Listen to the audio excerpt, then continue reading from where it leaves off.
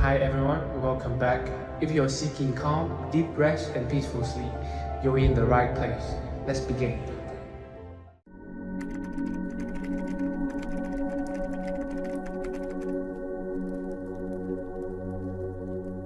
Welcome, friend, to another journey together. Tonight, you'll explore timeless teachings that have guided countless people toward clarity and calm for millennia. Feel free to share where you're listening from and what time it is for you. I'll be sharing a carefully chosen series of Zen stories, simple on the surface, yet rich with deep truths that can reshape how you relate to anxiety, anger, and the constant pull of desire. These aren't just bedtime tales. They are sacred echoes from awakened minds, masters who discovered what many forget. Peace doesn't arise from changing the world, but from changing how we meet it. As one Zen saying goes, when the mind is still, the universe surrenders. Through these stories, you'll begin to sense how this ancient insight can bring fresh transformation to your present-day life. As we move through each parable, you may find the edges of worry softening. The noise of your inner dialogue may begin to quiet. A natural stillness will begin to emerge, effortless, yet profound. These teachings have been carried across centuries in whispered conversations, in candlelit halls, in the stillness between breaths. Each story is like a lantern, casting light on a hidden corner of your inner world. Some will gently dissolve old patterns. Others will leave you with questions more powerful than answers. And all will invite you back to the simplicity of being here, now. So settle in. Let the weight of your body be fully held. Take one slow, conscious breath, and as you release it, know that what you're about to hear is not random. These stories have been waiting to meet you. Let us now explore a story about the difference between seeing and truly experiencing. This is the tale of the blind calligrapher of Mount Furano. High in the misty peaks of Mount Furano stood an ancient temple, its weathered wooden beams holding centuries of prayer and meditation. Within these sacred walls lived a monk named Kenjiro, who had been blind since the moment of his birth.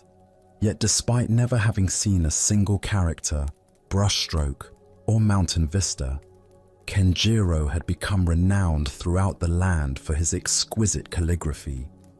His reputation spread like ripples across still water, drawing students from distant provinces who would journey for weeks just to witness what many considered impossible.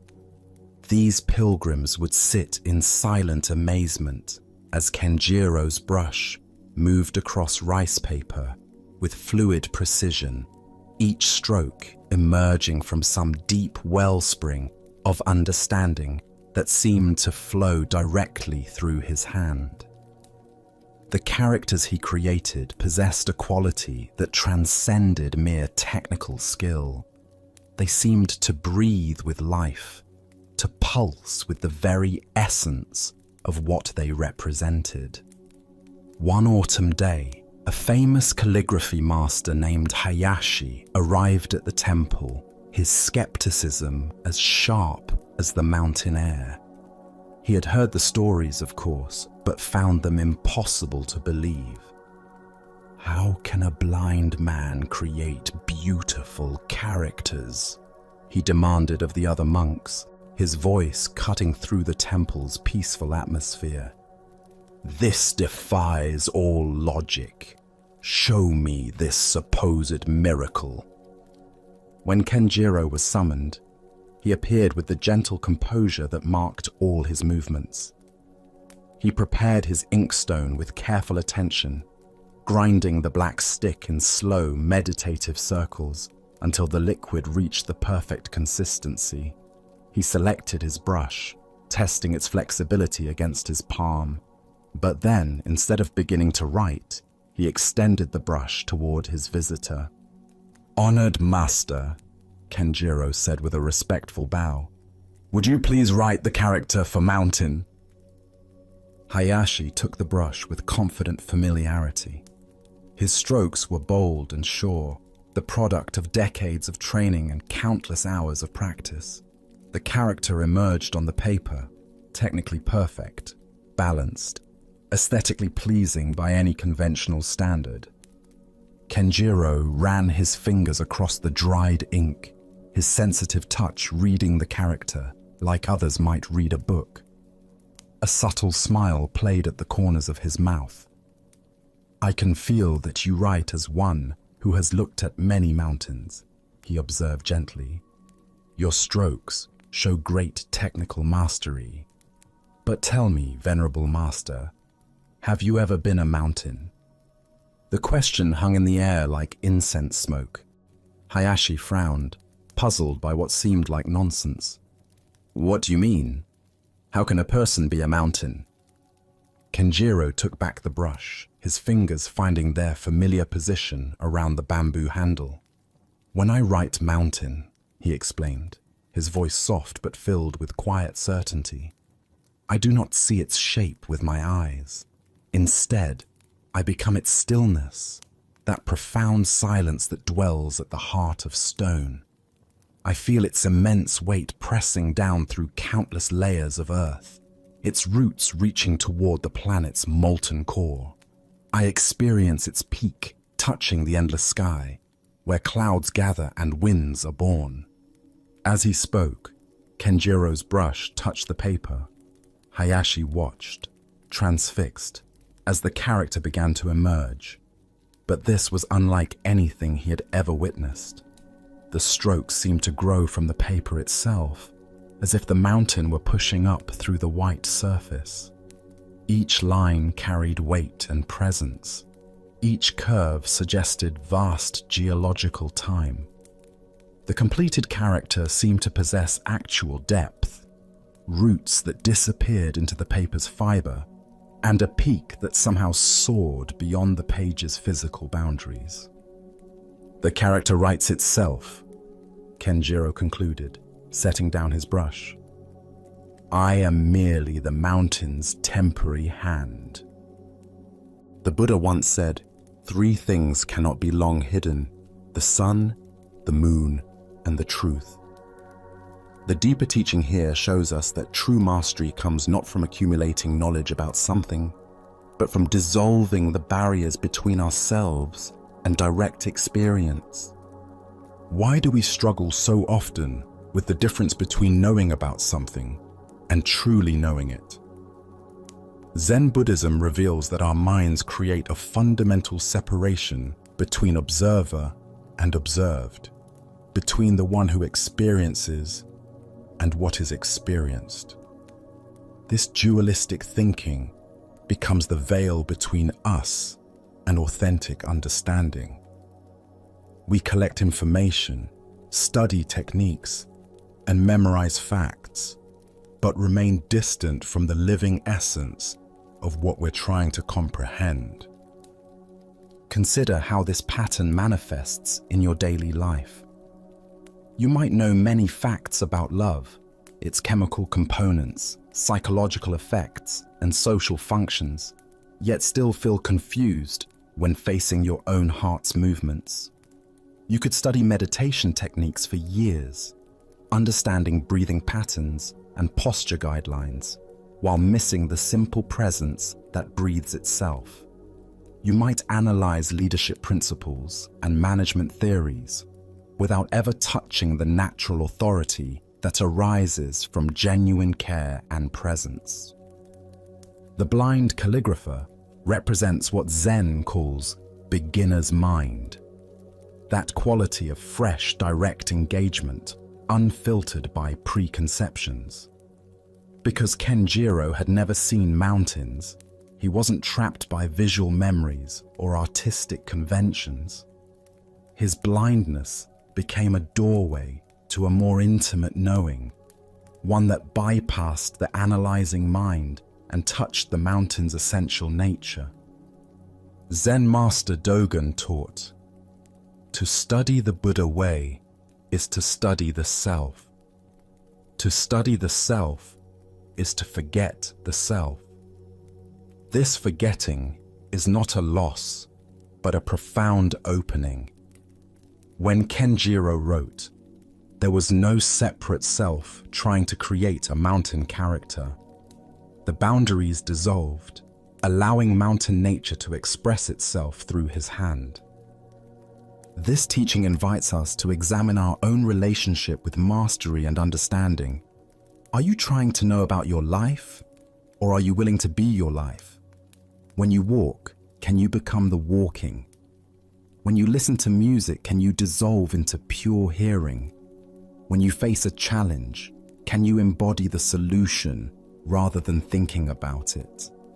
The Master Hayashi represents our conventional approach to skill development, accumulating technique, perfecting form, building expertise through repetition and analysis.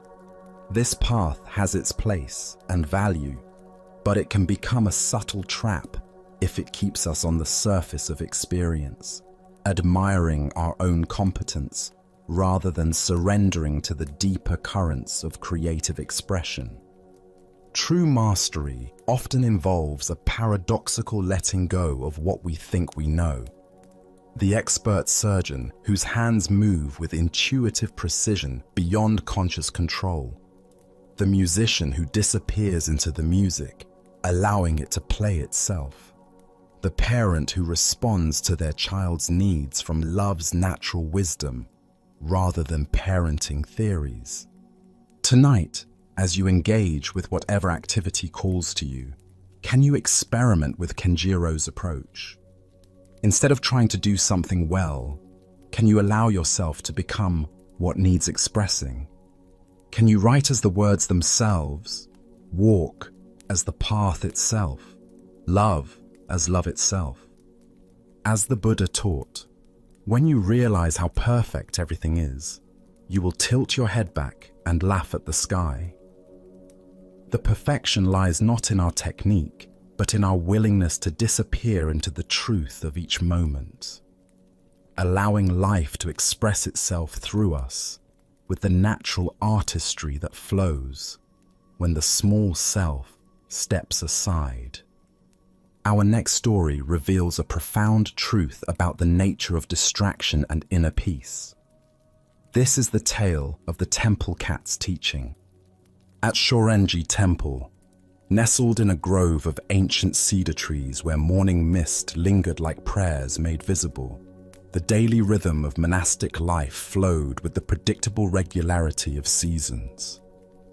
Monks rose before dawn, moved through their morning chants, tended the temple gardens, and gathered twice daily for seated meditation in the main hall. This peaceful routine had continued unchanged for generations, creating an atmosphere of deep tranquility that visitors could feel the moment they passed through the temple gates.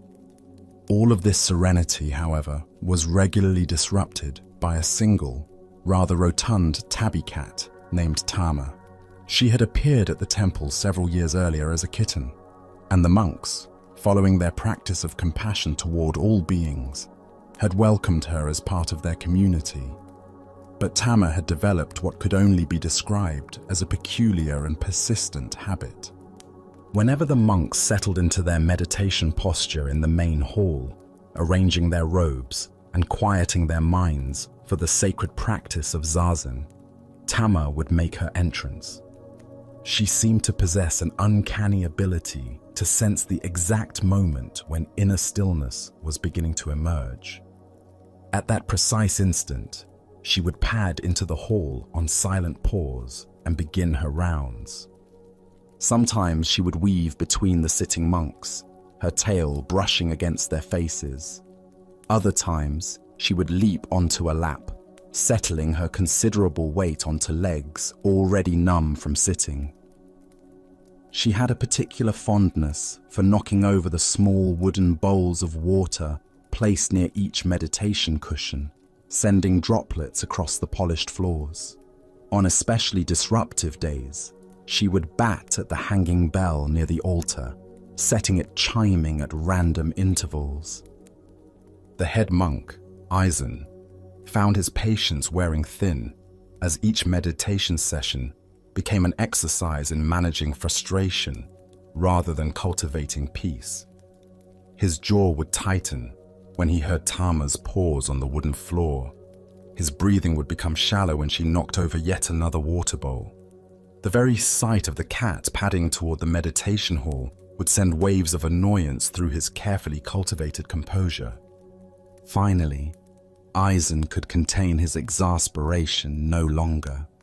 He approached the abbot, an ancient man named Sorin, whose weathered face held the deep calm of decades spent in contemplative practice.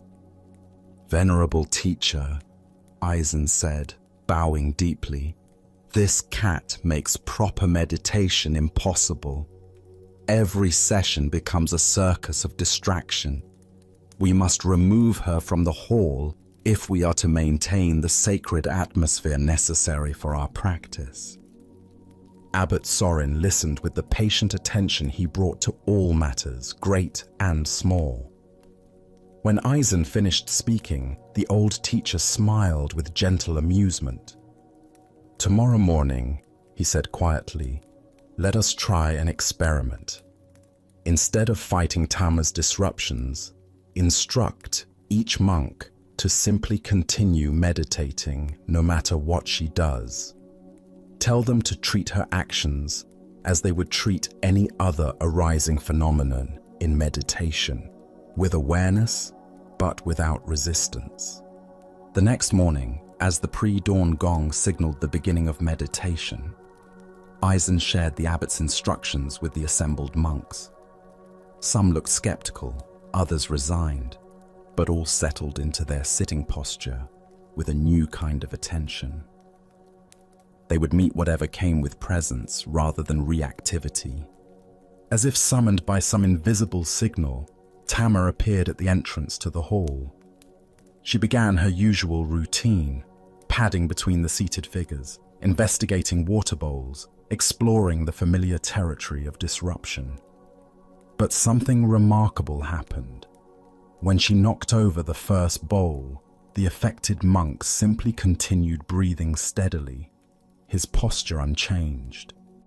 When she settled her weight onto another monk's lap, he remained perfectly still, neither welcoming nor rejecting her presence. Tama paused, seeming puzzled by the lack of reaction. She batted at a robe hem, no response. She knocked over another bowl. The monk didn't even open his eyes. She even managed to set the small altar bell chiming, but the gathered monks remained undisturbed, their attention resting in the vast stillness that held all sounds. After perhaps 10 minutes of this, something extraordinary occurred. Tama simply walked to a corner of the hall, circled 3 times, and curled up for a nap. For the remainder of the meditation period, the only sound was the gentle rhythm of her purring, which seemed to deepen rather than disturb the pervading silence. When the session ended, Abbot Sorin gathered the monks around him. "You see," he explained, his eyes twinkling with quiet joy, "Tama was never the distraction. Your reaction to Tama was the distraction. She was simply being a cat, following her nature, exploring her world, living in the present moment. Once you learned to be simply monks, accepting what arose without resistance, she had nothing to disrupt." From that day forward, Tama became known as the most peaceful temple cat in the entire province, though she had not changed her behavior in the slightest. Buddha's wisdom reminds us, you will not be punished for your anger. You will be punished by your anger. This ancient teaching illuminates the heart of Tama's lesson, that suffering comes not from external circumstances, but from our resistance to what is. How often do we blame our inner turmoil on outside conditions? The noisy neighbor who disrupts our peace, the slow driver who triggers our impatience, the crying baby on the airplane who ruins our tranquility, the demanding boss who destroys our calm. Like the monks before their awakening, we point to external distractions as the source of our suffering, missing the deeper truth that our resistance is creating the problem. Zen Buddhism teaches that true peace is not the absence of disturbance, but the presence of equanimity in the midst of whatever arises. The Sanskrit word for this quality is sama, meaning equal or balanced. It describes a mind that remains steady, whether facing pleasure or pain, praise or blame, success or failure. This steadiness is not indifference or numbness. It's a vibrant, aware responsiveness that doesn't get caught in the endless cycle of attraction and aversion. Consider your own patterns of reactivity. Notice how your peace depends on external conditions aligning with your preferences. You feel calm when your environment is quiet, but agitated when it's noisy. You experience tranquility when people behave as you expect, but frustration when they don't. You find serenity when your schedule flows smoothly, but stress when unexpected disruptions arise. This conditional peace is inherently fragile because it depends on controlling circumstances that are largely beyond our influence. The world will not rearrange itself to accommodate our preferences. Cats will continue being cats. People will continue being people. Life will continue presenting us with an endless variety of experiences, many of which will not match our desires for how things should be. The deeper freedom comes from discovering what Zen calls our original nature. That fundamental awareness that remains undisturbed regardless of what appears within it. Just as the sky is not affected by the clouds that pass through it, this essential consciousness is not damaged by the thoughts, emotions, and sensations that arise and dissolve within it. Thich Nhat Hanh taught, thanks to impermanence, everything is possible. The very fact that all experiences are temporary, including our reactions to them, creates the space for a different relationship with difficulty. When we truly understand that this too shall pass, we can meet challenging moments with greater spaciousness. The monks' transformation occurred when they stopped trying to create perfect conditions for peace and instead learned to find peace within imperfect conditions.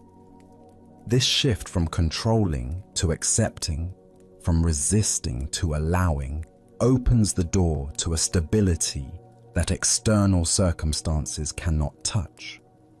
This doesn't mean becoming passive or failing to take appropriate action when needed. If Tama had been genuinely destructive rather than merely disruptive, practical measures would have been warranted. The wisdom lies in distinguishing between situations that require external change and those that call for internal acceptance. Tonight, as you notice the various cats in your life, the small irritations, unexpected disruptions, and minor annoyances that disturb your preferred state of mind, can you experiment with the monk's approach? Instead of immediately trying to fix, avoid, or eliminate what troubles you, can you first observe your own reaction? Can you breathe with whatever arises, neither pushing it away nor clinging to it? As the Buddha taught, peace comes from within. Do not seek it without. The peace we seek is not hiding somewhere else, waiting for conditions to improve. It's available right here, right now, in the midst of whatever Tama happens to be doing in your life today. Let us continue our journey with a story about the transformative power of generosity in the face of apparent impossibility. This is the merchant's impossible delivery in the bustling merchant quarter of a prosperous mountain town, where the sound of coins and conversation filled the air from dawn to dusk, lived a rice trader named Ichiro. He had built his reputation on reliability, always delivering his grain exactly when promised, regardless of weather or difficulty. His word was his bond, and his success depended entirely on this trust that he had cultivated over many years of honest dealing. One early spring morning, Ichiro received an urgent order from a village high in the mountain passes. The message was desperate.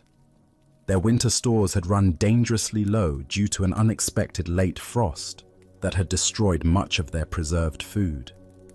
They needed rice immediately, and they were willing to pay premium prices for fast delivery. For Ichiro, this represented not only significant profit, but also the chance to help people in genuine need. He loaded his strongest mules with the finest rice from his warehouse and set out before dawn, determined to reach the village within 2 days. The mountain path was treacherous, but familiar. He had traveled it many times before. What he had not anticipated was the information that reached him from other travelers. The main pass was now controlled by a band of desperate men who had turned to highway robbery as their own villages faced starvation. As Ichiro approached the narrow mountain defile where the bandits reportedly waited, his mind raced through impossible calculations. If he turned back, the rice would indeed spoil before he could find another route. The spring weather was warming, and grain could not survive long in such conditions. The village people would starve, and his reputation would be destroyed. If he attempted to fight, he was one man against several, and he carried no weapons besides a small knife for cutting rope. Desperate and unsure, Ichiro made a decision that surprised even himself. He turned his mules around and rode back to the nearest town, where he sought out the local Zen master, Sengai, who was known for his practical wisdom and unconventional solutions to seemingly impossible problems. "Master," Ichiro said, bowing deeply before the simple wooden hut where Sengai lived, "I face a situation with no good solution. I have a delivery that must reach a village beyond the mountain pass, but bandits control the road. I cannot go around, as my rice will spoil in this warming weather. I cannot fight them, as I am one man alone. If I fail to deliver, people will starve and my livelihood will be destroyed. What should I do?" Master Sengai listened with the deep attention that he brought to all problems, great and small. He sat in silence for several long minutes, his weathered hands folded in his lap, his eyes gazing at something beyond the immediate situation. Finally, he looked up with eyes that sparkled with unexpected mischief. "Go to the pass at dawn tomorrow," he said simply. "When you encounter the bandits, bow respectfully and offer them half your rice as a gift for their hungry families." Ichiro felt his heart sink. "But master," he protested, his voice tight with anxiety, "if I give them half my load, I won't have enough rice to fulfill my contract with the village. They've already paid me, and they're depending on the full amount to survive until their next harvest. I'll be ruined financially, and people will still suffer from hunger." Master Sengai's expression remained serene. "Trust me," he said, with the quiet authority of one who had seen beyond the surface of many seemingly impossible situations. Though every practical instinct rebelled against this advice, Ichiro had heard enough stories of Sengai's wisdom to override his logical objections. Reluctantly, carrying a heart heavy with doubt, he returned to his mules and made camp near the pass, spending a sleepless night wrestling with the master's puzzling counsel. At dawn, with the early morning mist still clinging to the mountainsides, Ichiro, approached the narrow defile where the road squeezed between towering rock walls. As expected, 3 rough-looking men emerged from behind boulders, blocking his path. Their clothes were patched and worn, their faces gaunt with hunger, but their eyes held the desperate hardness of people pushed beyond their limits. Before they could issue any demands or threats, Ichiro dismounted from his lead mule and bowed deeply. "Good morning, friends," he said, his voice steady despite his racing heart. "I am bringing rice to the village beyond this pass. Would you accept half of my load as a gift for your families?" The 3 men looked at each other in complete bewilderment. This was clearly not how these encounters typically unfolded. The leader, a man with graying hair and intelligent eyes, despite his fierce appearance, stepped forward suspiciously. "What kind of trick is this?" he demanded, his hand moving instinctively toward the knife at his belt. "Merchants don't offer gifts to bandits. What are you really planning?" "No trick at all," Ichiro replied, meeting the man's eyes with genuine sincerity. "I simply thought that you and your families might be hungry. If you're blocking this road, you probably have good reason."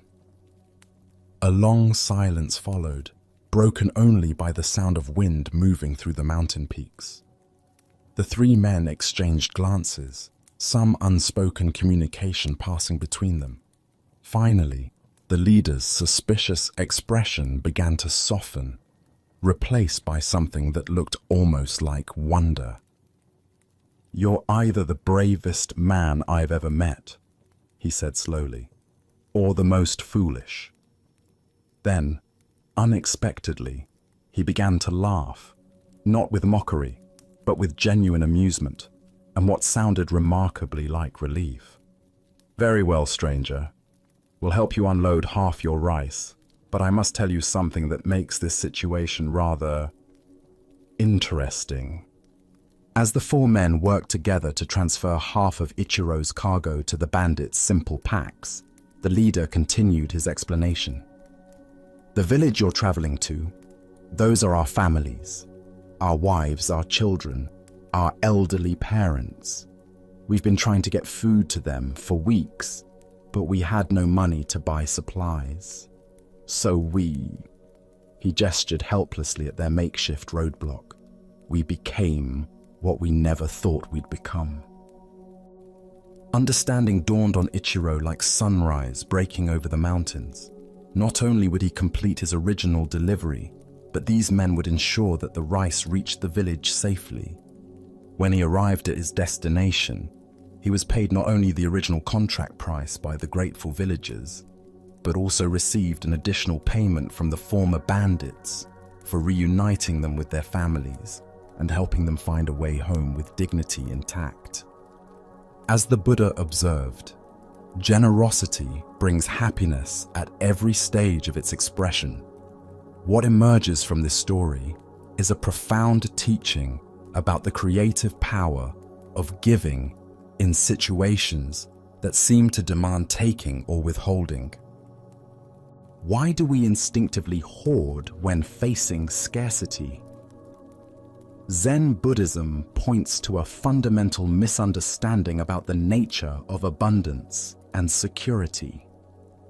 Our conditioned mind operates from what psychologists call scarcity thinking, the belief that there is never enough, that we must protect what we have, and that another's gain necessarily means our loss.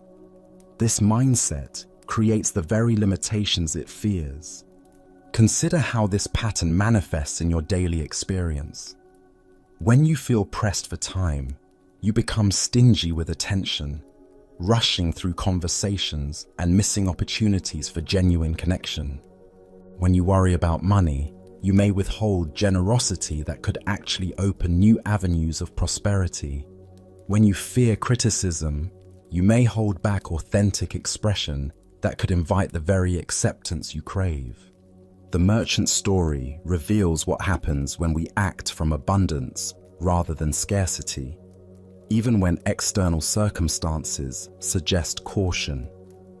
Ichiro's willingness to give away half his rice came not from naive optimism, but from trust in a deeper principle: that genuine generosity creates unexpected connections and reveals hidden possibilities.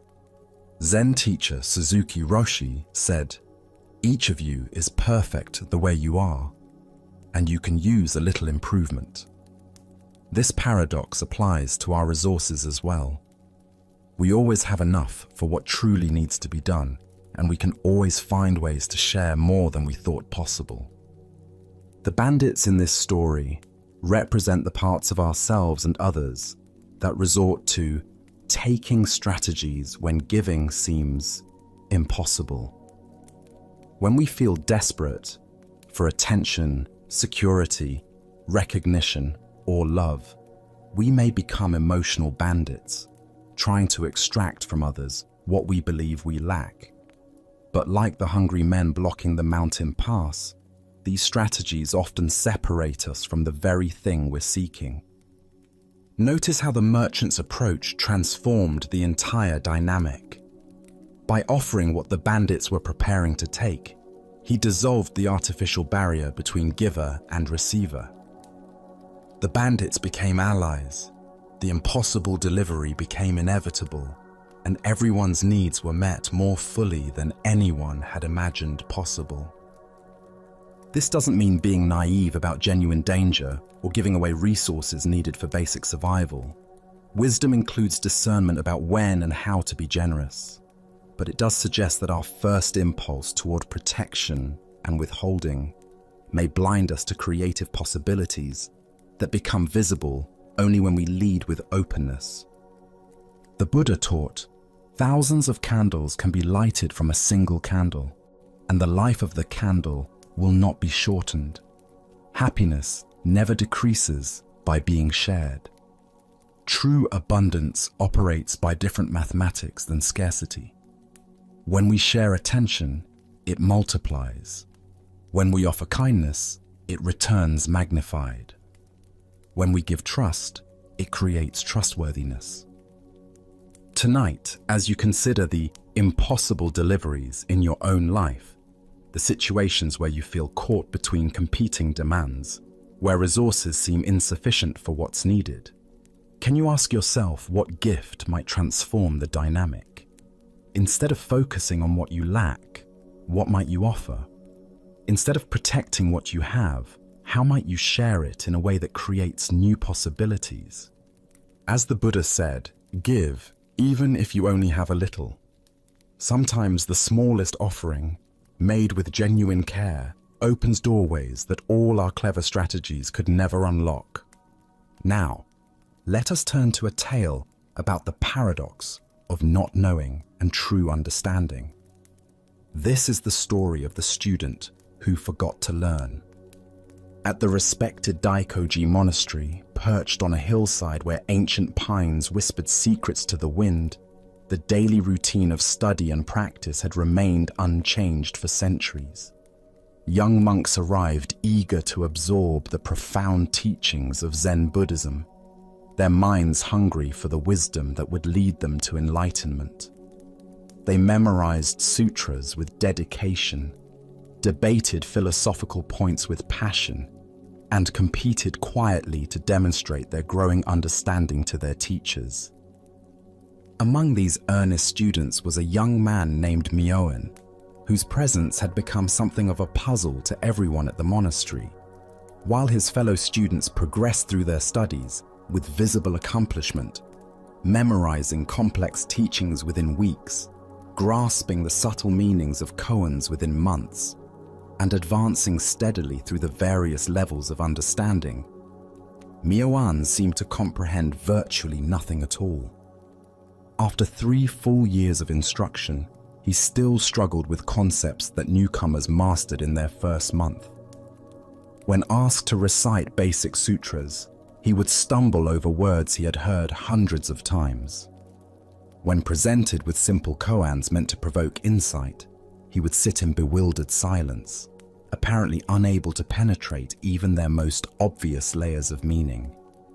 His notebooks remained nearly empty, not from laziness, but because he seemed genuinely unable to grasp what others found elementary. The other students, initially sympathetic to his struggles, gradually began to whisper among themselves with a mixture of pity and disdain. "How can someone be so incredibly dense?" they would murmur during their evening meals. "He's been here longer than any of us, sitting through the same teachings day after day, yet he knows less than the newest arrival. Perhaps he simply lacks the intellectual capacity for this path."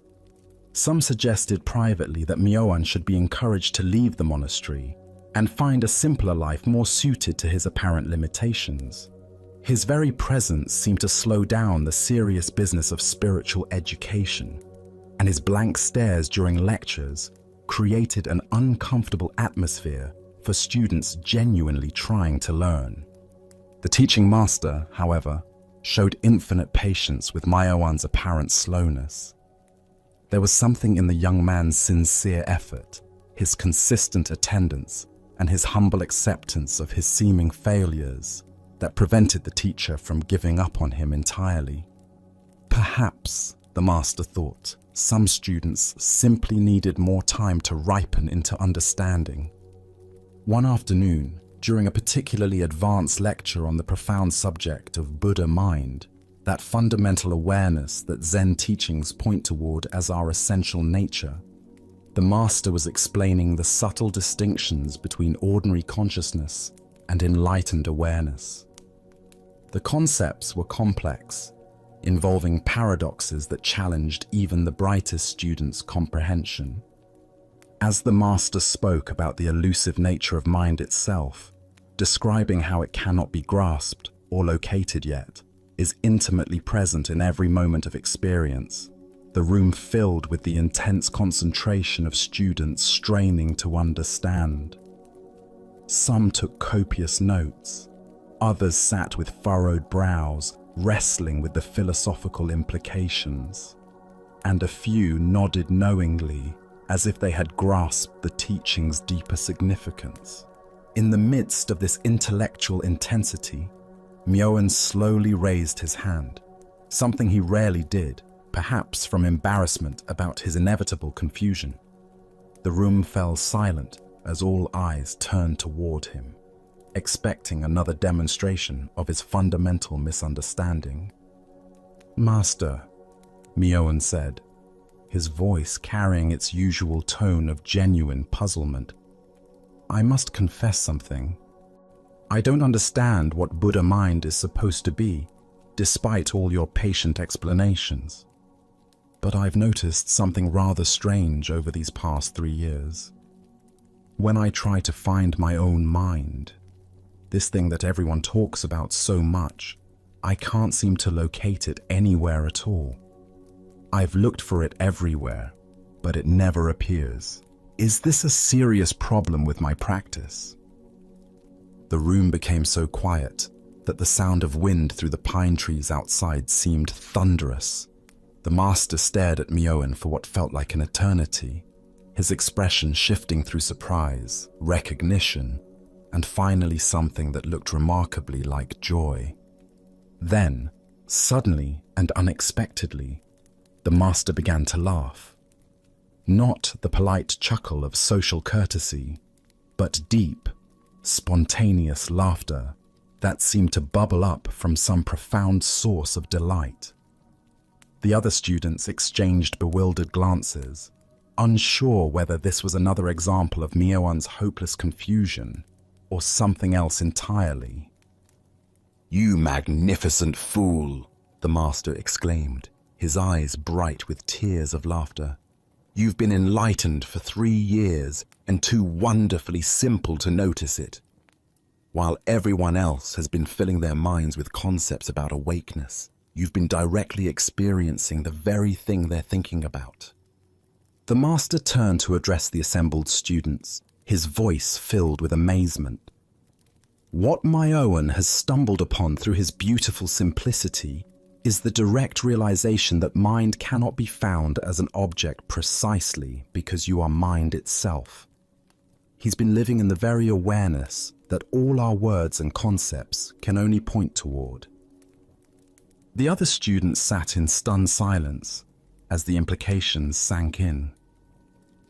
While they had been accumulating knowledge about enlightenment, debating theories about Buddha nature, and trying to achieve some special state of understanding, Myoan had accidentally stumbled into the immediate recognition of what they were all seeking. He became the first student in the monastery's long history to receive Dharma transmission, the formal acknowledgement of enlightenment, without having any idea what it was. Ancient Buddhist wisdom tells us, in the beginner's mind there are many possibilities, but in the expert's mind, there are few. Here we discover one of Zen's most profound paradoxes, that not knowing can be a more direct path to truth than accumulating knowledge. Why do we assume that understanding requires filling our minds with information? Our educational conditioning teaches us that ignorance is a problem to be solved through gathering facts, concepts, and theoretical frameworks. While this approach serves us well in many practical areas, it can become a subtle obstacle when applied to the direct recognition of our own essential nature. Consider how this pattern shows up in your spiritual seeking. You might read countless books about meditation without ever settling into simple presence. You could study various philosophies of happiness while missing the contentment available in this ordinary moment. You may analyze relationship advice endlessly while overlooking the love that flows naturally when you stop trying to figure it out. Zen master Huang Po taught, "The foolish reject what they see, not what they think. The wise reject what they think, not what they see."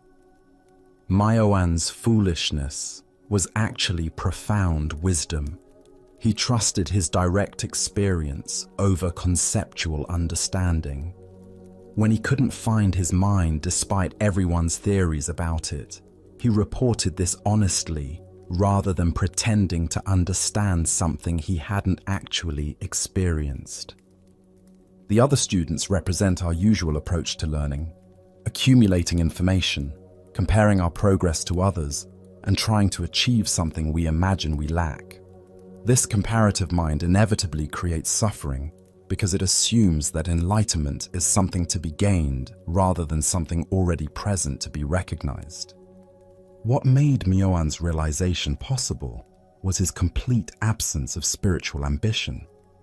He wasn't trying to become enlightened, demonstrate his understanding, or impress anyone with his insights.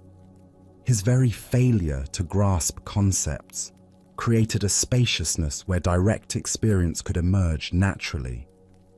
This teaching doesn't advocate for intellectual laziness or dismiss the value of study.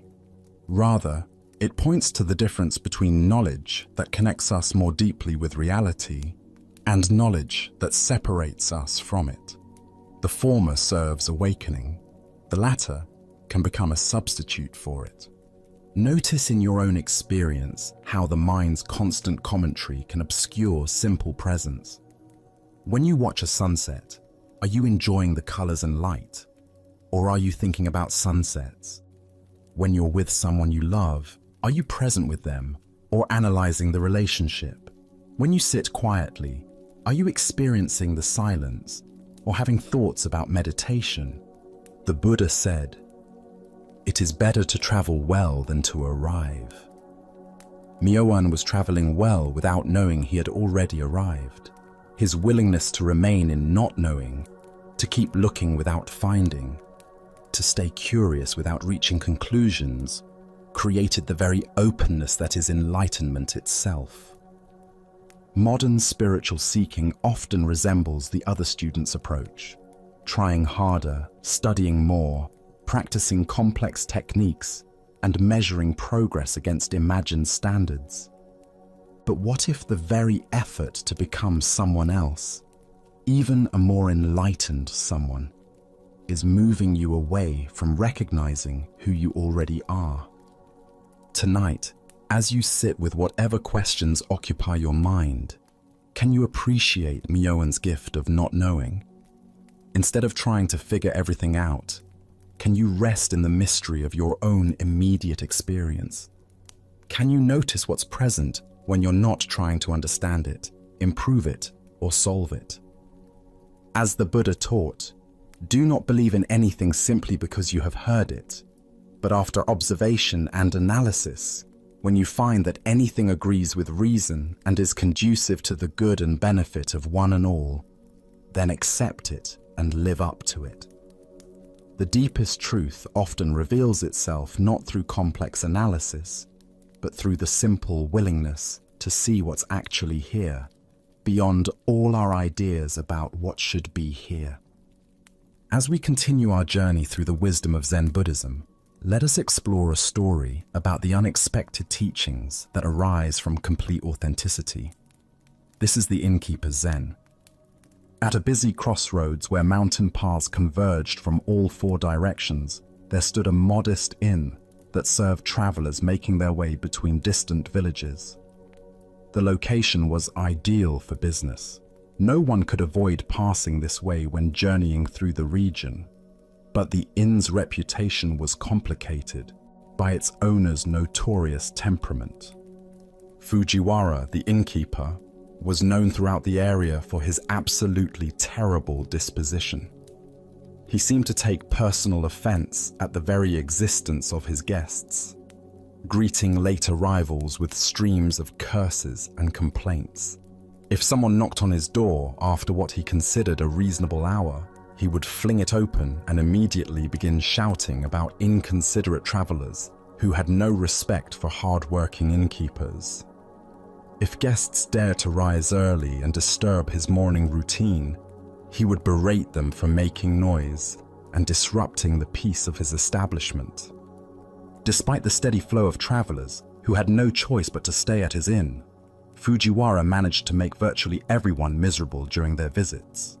He would slam down their meals with obvious resentment, mutter under his breath about the impossibility of pleasing demanding guests, and generally create an atmosphere of tension that made even the most exhausted travelers eager to leave at first light. One particularly stormy evening in late autumn, when the wind howled through the mountain passes and rain lashed the inn's wooden shutters, a traveling monk appeared at Fujiwara's door. The monk was soaked to the skin, his simple robes clinging to his thin frame, and his sandaled feet were caked with mud from the treacherous mountain paths. Fujiwara opened the door with his usual scowl, taking in the monk's bedraggled appearance with obvious displeasure. "Another one," he muttered, stepping aside grudgingly to let the monk enter. "I suppose you'll be wanting a room and expecting me to provide dry clothes and a hot meal as well. And don't you dare track that mud through my clean inn." The monk bowed politely, water still dripping from his travel hat. "Thank you for your kindness in providing shelter on such a difficult night," he said with genuine gratitude, which only seemed to irritate Fujiwara further. "Kindness!" Fujiwara snorted. "This is business, not kindness. And don't expect breakfast in the morning. I'm not running a charity for wandering monks." He showed the monk to a small room, continuing his litany of complaints about inconsiderate guests, terrible weather, and the general impossibility of running an inn when people insisted on traveling during storms. Throughout the night, the monk lay on his thin sleeping mat listening to Fujiwara's voice, carrying through the inn's wooden walls. The innkeeper seemed to be having loud, angry conversations with the storm itself, cursing the wind for rattling his shutters, shouting at the rain for driving against his roof, and generally expressing his fury at the weather's complete lack of consideration for his comfort and peace of mind. The next morning, as the storm began to clear and pale sunlight filtered through the clouds, the monk came to settle his bill.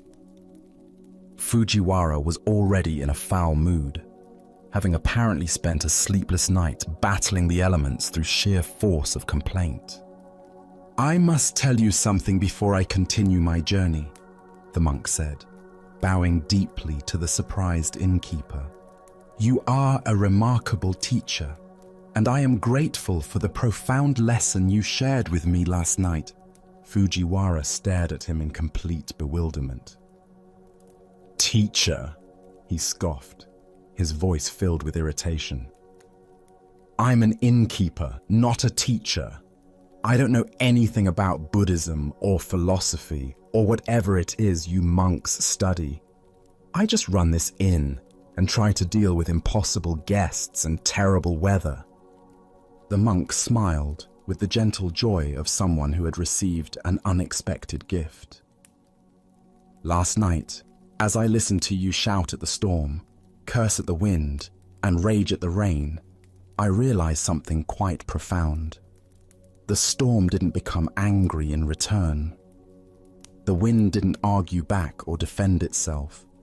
The rain didn't take offense at your complaints or try to justify its behavior. All of these natural forces simply continued being themselves, doing exactly what they do, completely unaffected by your emotional responses to them. The monk paused, allowing his words to settle before continuing. You showed me that anger is just weather passing through the human heart. It doesn't change the essential nature of anything. The storm remained a storm, the wind remained wind, and the rain remained rain, regardless of your feelings about them. And you remained fundamentally yourself, a decent man providing shelter to travelers, even while experiencing and expressing your frustration. Fujiwara frowned, struggling to understand what the monk was suggesting. But I was just angry. I don't like storms. I don't like being kept awake. And I don't like my routine being disrupted. What's remarkable about that? Exactly, the monk replied, his eyes bright with appreciation. Pure, honest anger, without pretense or spiritual philosophy overlaying it. You weren't trying to be wise or enlightened or anything other than exactly what you were feeling in each moment. Very refreshing. Most people try to hide their emotions behind spiritual concepts or social politeness. You simply let your feelings be completely themselves, just as the storm let itself be completely a storm. The monk shouldered his simple traveling pack and prepared to continue his journey. You taught me something I hadn't understood before, that accepting our emotions completely, letting them be exactly what they are without resistance or judgment, might be the first step toward moving beyond their control over us. Thank you for your authentic teaching. After the monk disappeared down the mountain path, Fujiwara stood in his doorway for a long time, pondering this strange encounter. He had never thought of his bad temper as anything other than a character flaw, something that made him unpleasant to be around and probably drove away potential customers. But something remarkable began to happen in the weeks that followed. His anger, oddly enough, began to fade, not because he was trying to suppress it or replace it with artificial kindness, but because he had finally accepted it completely. He discovered that fighting his own temperament had been like shouting at the storm, exhausting and ultimately futile. When he stopped resisting his natural responses, they began to transform themselves. Buddha spoke of this when he said, "What you resist persists. What you accept transforms." The heart of this lesson lies in understanding the difference between experiencing our emotions and being imprisoned by them. Why do we struggle so intensely with our own emotional weather? Zen Buddhism points to our fundamental misunderstanding about the nature of feelings. We believe that emotions define us, that anger makes us angry people, that sadness makes us sad people, that fear makes us fearful people. This identification creates a secondary layer of suffering as we judge ourselves for having human responses to difficult circumstances. Consider how this pattern operates in your daily experience. When irritation arises, you might immediately begin an internal commentary. I shouldn't feel this way. This is unspiritual. If I were more evolved, I wouldn't react like this. This resistance to your natural response creates tension and often prolongs the very emotion you're trying to escape. The innkeeper's story reveals what happens when we stop fighting our inner weather. Fujiwara wasn't trying to be angry. He simply was angry, and he expressed it without the additional layer of self-judgment that usually accompanies unwanted emotions. Paradoxically, this complete acceptance created the spaciousness for natural transformation. Zen teacher Pema Chodron says, "You are perfect as you are, and you could use a little improvement." This isn't a contradiction, but a recognition that genuine transformation begins with radical self-acceptance. We can't change what we're unwilling to acknowledge, and we can't heal what we're constantly fighting. The monk's wisdom lay in recognizing that the innkeeper's authenticity was actually a form of unconscious teaching. In our culture, we often mistake emotional control for spiritual maturity, but true freedom might be found in letting our feelings be completely themselves while remaining aware that we are the spacious awareness in which they appear and disappear. This doesn't mean indulging every emotional impulse or using our feelings as an excuse to harm others. Wisdom includes knowing when and how to express emotions appropriately, but it does suggest that our first relationship with difficult emotions should be acceptance rather than resistance. Notice how the innkeeper's anger was actually honest communication with reality. He didn't like storms, disrupted sleep, or muddy floors, and he said so directly. There was no pretense, no spiritual bypassing, no attempt to be someone he wasn't. This authenticity, rough as it appeared, created space for genuine transformation. The storm in the story represents all the circumstances in our lives that don't match our preferences. The weather of job stress, relationship conflicts, health challenges, financial pressures, and countless daily irritations that trigger our emotional responses. Like the natural storm, these situations often have their own logic and timing that exists independently of our feelings about them.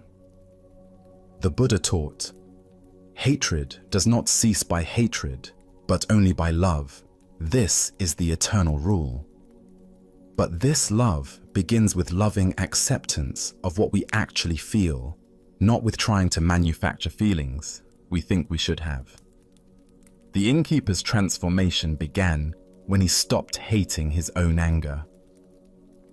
Tonight, as you notice whatever emotional weather is moving through your inner landscape, perhaps frustration with how slowly things are changing, anxiety about future challenges, or sadness about past losses, can you experiment with Fujiwara's accidental wisdom? Instead of trying to fix, improve, or spiritualize your feelings, can you let them be exactly what they are?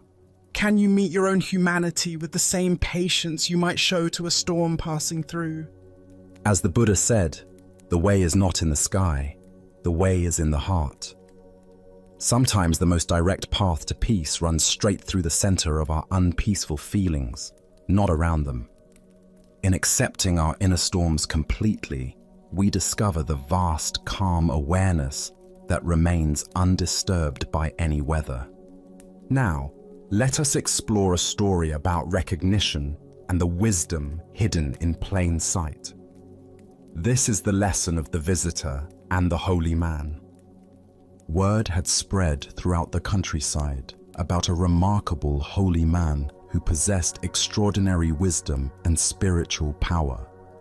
People said he could answer any question, solve any problem, and provide guidance that would transform the most troubled life. He lived, according to these stories, in a simple house high atop a mountain, far from the distractions and corruptions of ordinary village life. A man from the valley below had been struggling with a persistent problem that seemed to have no solution.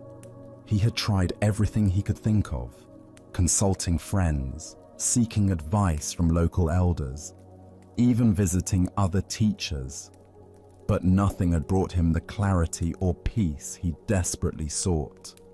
When he heard about the holy man on the mountain, he knew he had to make the journey, no matter how difficult it might be. The path up the mountain was steep and treacherous. The man climbed for hours under the burning sun, his feet growing sore, his breathing labored, his water supply dwindling, but his determination never wavered. He was certain that once he reached the top and met this legendary figure, all his troubles would be resolved through the holy man's superior wisdom and spiritual insight. Finally, after a grueling climb that left him exhausted and dusty, he reached the simple house at the mountain's peak. The structure was modest and weathered, exactly what he had expected for someone who had transcended worldly concerns. He approached the door with a mixture of anticipation and reverence, preparing himself to meet someone who possessed wisdom far beyond that of ordinary people. When he knocked, an elderly servant answered. The man was plain and unremarkable, his clothes simple, his manner humble, his appearance entirely ordinary. He looked like any of a dozen servants the visitor might encounter in his own village. "I would like to see the wise holy man," the visitor said, barely glancing at the servant as he spoke. His eyes were already searching past the old man into the house, eager to catch a glimpse of the extraordinary being he had climbed so far to meet. The servant smiled warmly and gestured for him to enter. "Please, come inside," he said gently, leading the way through the modest dwelling. As they walked through the house, the visitor looked around eagerly, his heart racing with anticipation. He examined every room they passed, searching for signs of the holy man's presence, perhaps special robes, sacred objects, or an aura of otherworldly peace. The servant continued to guide him quietly through the simple rooms, past basic furnishings and ordinary household items. Before the visitor quite realized what was happening, they had walked through the entire house and arrived at the back door. The servant opened it and gestured toward the path that led back down the mountain. The visitor stopped abruptly, confusion and disappointment washing over him. "Wait," he said, turning to face the servant with growing frustration. "I didn't come all this way to be escorted through an empty house. I want to see the holy man. Where is he?" The old servant's smile deepened, and his eyes twinkled with gentle amusement. "You already have seen him," he said quietly. "But, more importantly, I have a teaching for you that will solve whatever problem brought you here today." The visitor stared at him, not understanding. This ordinary old man couldn't possibly be the legendary holy figure he had heard about. Where was the radiant presence, the obvious signs of spiritual attainment, the dramatic wisdom that everyone talked about? "Here is the teaching," the servant continued, his voice soft but carrying absolute conviction. "Everyone you meet in life, even if they appear plain and insignificant to you, see each of them as a wise, holy man or woman. If you can do this, if you can truly see the sacred in every person you encounter, then whatever problem you brought here today will be solved." Buddha's wisdom tells us, if you want to know your past, look at your present condition. If you want to know your future, look at your present actions. This tale unveils the profound truth that we find what we're prepared to see, and our capacity for recognition determines what wisdom becomes available to us. Why do we search for the sacred in special places and extraordinary people, while overlooking the wisdom that surrounds us every day? Zen Buddhism points to our conditioning that associates spiritual truth with dramatic appearances, exotic circumstances, and obviously impressive figures. But the deepest teachings often come disguised as the most ordinary encounters. The visitor's problem wasn't really the external difficulty that brought him to the mountain. His deeper problem was his inability to recognize wisdom when it didn't match his preconceptions. He was so focused on finding someone who looked like his idea of a holy man that he almost missed the actual holy man standing right in front of him. Consider your own daily interactions. How often do you dismiss people because they don't seem impressive, educated, or obviously wise? The checkout clerk who greets you with genuine warmth, the janitor who works with quiet dignity, the child who asks innocent but profound questions. Any of these encounters might offer exactly the insight you need if you're prepared to receive it. This teaching transforms how we move through the world. Instead of searching for wisdom in special places or waiting for obviously enlightened teachers to appear, we begin to approach every person as a potential source of insight. The homeless person on the street, the difficult co-worker, even the family member who annoys us. Each becomes a teacher when we're ready to learn. Zen Master Dogen taught, to study the Buddha way is to study the self. To study the self is to forget the self. When we truly see others as sacred, we naturally forget our own ego's need to feel superior or special. The visitor's disappointment came from his attachment to being someone who had access to exclusive wisdom, rather than someone who could recognize wisdom everywhere. The Buddha said, "Thousands of candles can be lighted from a single candle, and the life of the candle will not be shortened. Happiness never decreases by being shared."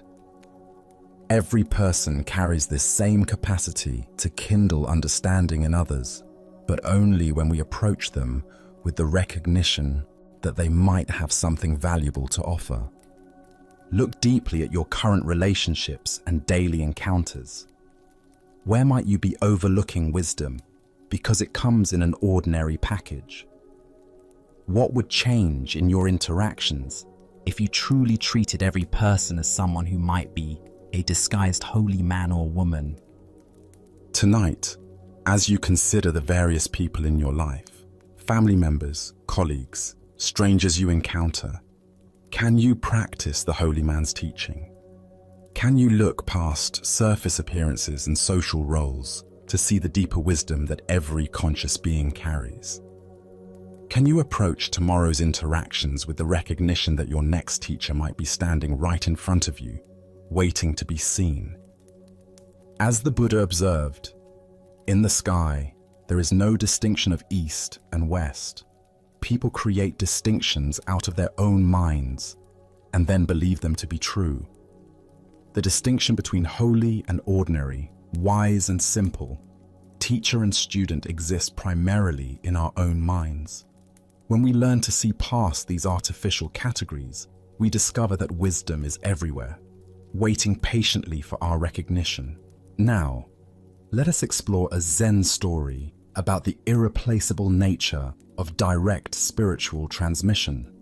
This is the tale of Bankai and the messenger. In the bustling capital city, where merchants haggled in crowded marketplaces and scholars debated in tea houses, the renowned Zen master Bankai had completed another period of teaching at one of the great temples. Known throughout the region for his profound insight and ability to point students directly toward their Buddha nature, Bankai maintained a simple practice of traveling between temples, offering instruction wherever sincere students gathered. As the master prepared to depart for his next destination, carefully folding his few possessions into a traveling bundle, a well-dressed gentleman approached him with urgent politeness. The man's fine silk robes and careful manner suggested someone accustomed to moving in aristocratic circles, likely a retainer or aide to one of the noble families that supported the temple. "Venerable master," the the gentleman said, bowing deeply. "I come with a request from the Baron, a man of great learning and sincere interest in your teachings. He has heard of your wisdom and wishes desperately to meet with you personally, but urgent matters have detained him today. Would you consider postponing your departure by 1 day so that he might have the honor of studying with you tomorrow?" Bankai, despite his eagerness to reach the next temple where students awaited him, recognized the genuine need in the request. The path of a teacher required flexibility and compassion, even when inconvenient. "Of course," he replied simply. "I shall remain 1 more day." The master unpacked his bundle and settled back into the temple quarters, spending the evening in quiet meditation and preparation for what he anticipated would be a meaningful encounter with a sincere seeker. He had met many nobles over the years who approached Zen with genuine humility despite their worldly status, and he looked forward to offering whatever guidance might be helpful. The next morning arrived with clear skies and the sound of temple bells calling the community to meditation. Bankai waited in his designated meeting room as the appointed time approached. But instead of the Baron himself, the same well-dressed gentleman appeared again, this time with obvious embarrassment written across his features. "Master," the man began, his voice heavy with apology, "I bring regrettable news. The Baron was called away on urgent business that could not be delayed, matters of state that demanded his immediate attention. However, he has not forgotten his desire for your teaching. He has asked me to serve as his representative, to receive your instruction on his behalf, and carry your wisdom back to him faithfully." The gentleman paused, clearly hoping this arrangement would prove acceptable. "The Baron's specific question concerns the nature of mind itself. He wishes to understand what is the true nature of consciousness and how can one realize it directly. If you would share your teaching on this matter, I promise to convey every word exactly as you speak it." Bankai listened to this request with gentle attention, his expression remaining calm and compassionate. When the gentleman finished speaking, the master sat quietly for a moment, as if considering not just the question, but the entire situation, the absent seeker, the well-intentioned messenger, and the profound impossibility of what was being asked. Finally, Bankai spoke with characteristic simplicity and directness. "This matter of Zen is difficult to convey even through direct question and answer, between teacher and student meeting face to face.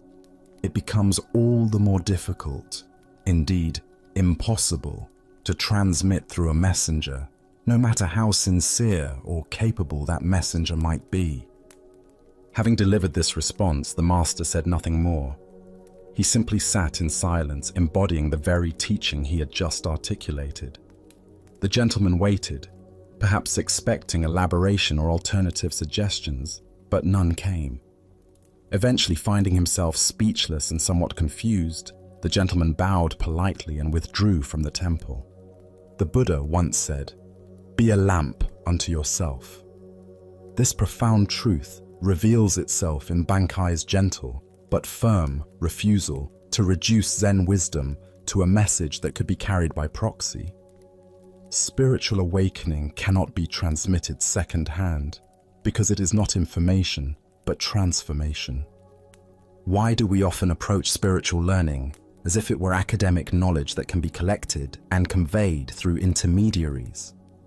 Zen Buddhism teaches that awakening is not a concept to be understood, but a reality to be directly experienced. Like the taste of water to someone who is thirsty, it cannot be adequately described. It must be experienced firsthand. The Baron's question about the nature of consciousness reveals our typical approach to spiritual inquiry. We want to understand awareness intellectually, to grasp it conceptually, to possess it as knowledge. But consciousness cannot be made into an object of study because it is the very subject doing the studying. It's like trying to see your own eyes without a mirror. The seeing itself is what you are trying to see.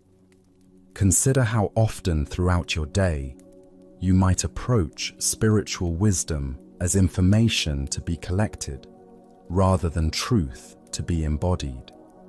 We read books about meditation instead of meditating. We study descriptions of enlightenment instead of investigating our present experience. We seek answers about the nature of mind instead of directly examining what we call mind right now. Zen Master Dogen taught, to study the Buddha way is to study the self. To study the self is to forget the self. This paradox points to the heart of why spiritual transmission requires direct engagement. The self that wants to understand Buddhism intellectually is the very construction that must be seen through. This seeing through happens not through accumulating knowledge, but through intimate investigation of immediate experience. The messenger in the story represents our own tendency to approach awakening indirectly. We want to understand consciousness from a safe distance, maintaining the illusion that we are separate observers studying an object called awareness. But awareness is what we are, not what we have. It cannot be possessed, understood, or transmitted because we are expressions of it. Bankai's silence after his brief explanation was itself a teaching. In Zen, silence often conveys what words cannot. The gaps between thoughts, the space between breaths, the awareness in which all experiences arise. These cannot be captured in language, but can be directly recognized when we stop trying to grasp them conceptually. This doesn't mean spiritual teaching is impossible or that teachers serve no purpose. Rather, it means that authentic teaching points students toward their own direct experience, rather than providing second-hand descriptions of someone else's realization. The teacher's role is not to deliver enlightenment, but to create conditions where students might recognize what they already are. Tonight, as you experience the simple fact of being conscious, aware of these words, aware of your body, aware of the space in which thoughts and sensations appear, can you investigate this awareness directly rather than through concepts? Can you be present to your experience rather than trying to understand it through someone else's descriptions? As the Buddha taught, work out your own salvation with diligence. The path to freedom cannot be walked by proxy. It requires your own feet, your own breath, your own willingness to look directly at what you have always been but perhaps never clearly seen. Our next story reveals the profound difference between spiritual performance and authentic understanding. This is the teaching of the head that wished to be severed. In the great monastery of Chao Chu, where hundreds of monks gathered daily for meditation and study, the morning routines followed ancient rhythms. After the pre-dawn sitting, as the first light touched the mountain peaks surrounding the monastery, monks would disperse to their various duties, some to the gardens, others to the kitchens, still others to copying sacred texts or maintaining the buildings. One particular morning, the Venerable Abbot Chao Cho made his customary walk through the monastery grounds, checking on the well-being of his students and the condition of their practice. His presence was both gentle and penetrating. Monks never knew when their most casual words might become profound teachings, or when their deepest spiritual insights might be revealed as mere intellectual concepts. As he passed behind the main meditation hall, a building where the community gathered twice daily for silent sitting, the abbot noticed a young monk sitting alone in the shadow of the wooden structure. The monk appeared to be engaged in some form of practice, though he was apart from the scheduled community activities. "Brother," Cao Cho called softly, approaching with the quiet steps that had become second nature through decades of mindful walking. Where have all the virtuous ones gone? The question seemed simple enough, almost like casual conversation, but those familiar with Cao Cho's teaching style recognized the subtle depth in his inquiry. Was he asking about physical location, spiritual attainment, or something else entirely? The young monk looked up with an expression of confident understanding. He had been at the monastery for several years and prided himself on grasping the essential points of Zen teaching. This seemed like an opportunity to demonstrate his comprehension of the Dharma. "They have all gone to work," the monk replied matter-of-factly, gesturing toward the various parts of the monastery where his brothers were engaged in their daily tasks. His tone suggested that the answer was obvious. Virtuous people naturally engage in productive activity rather than sitting idle. What happened next shocked the young monk completely. Without warning, Cao Cho reached into the folds of his robe and produced a sharp knife, its blade gleaming in the morning sunlight. But instead of threatening the monk, the abbot did something far more unsettling.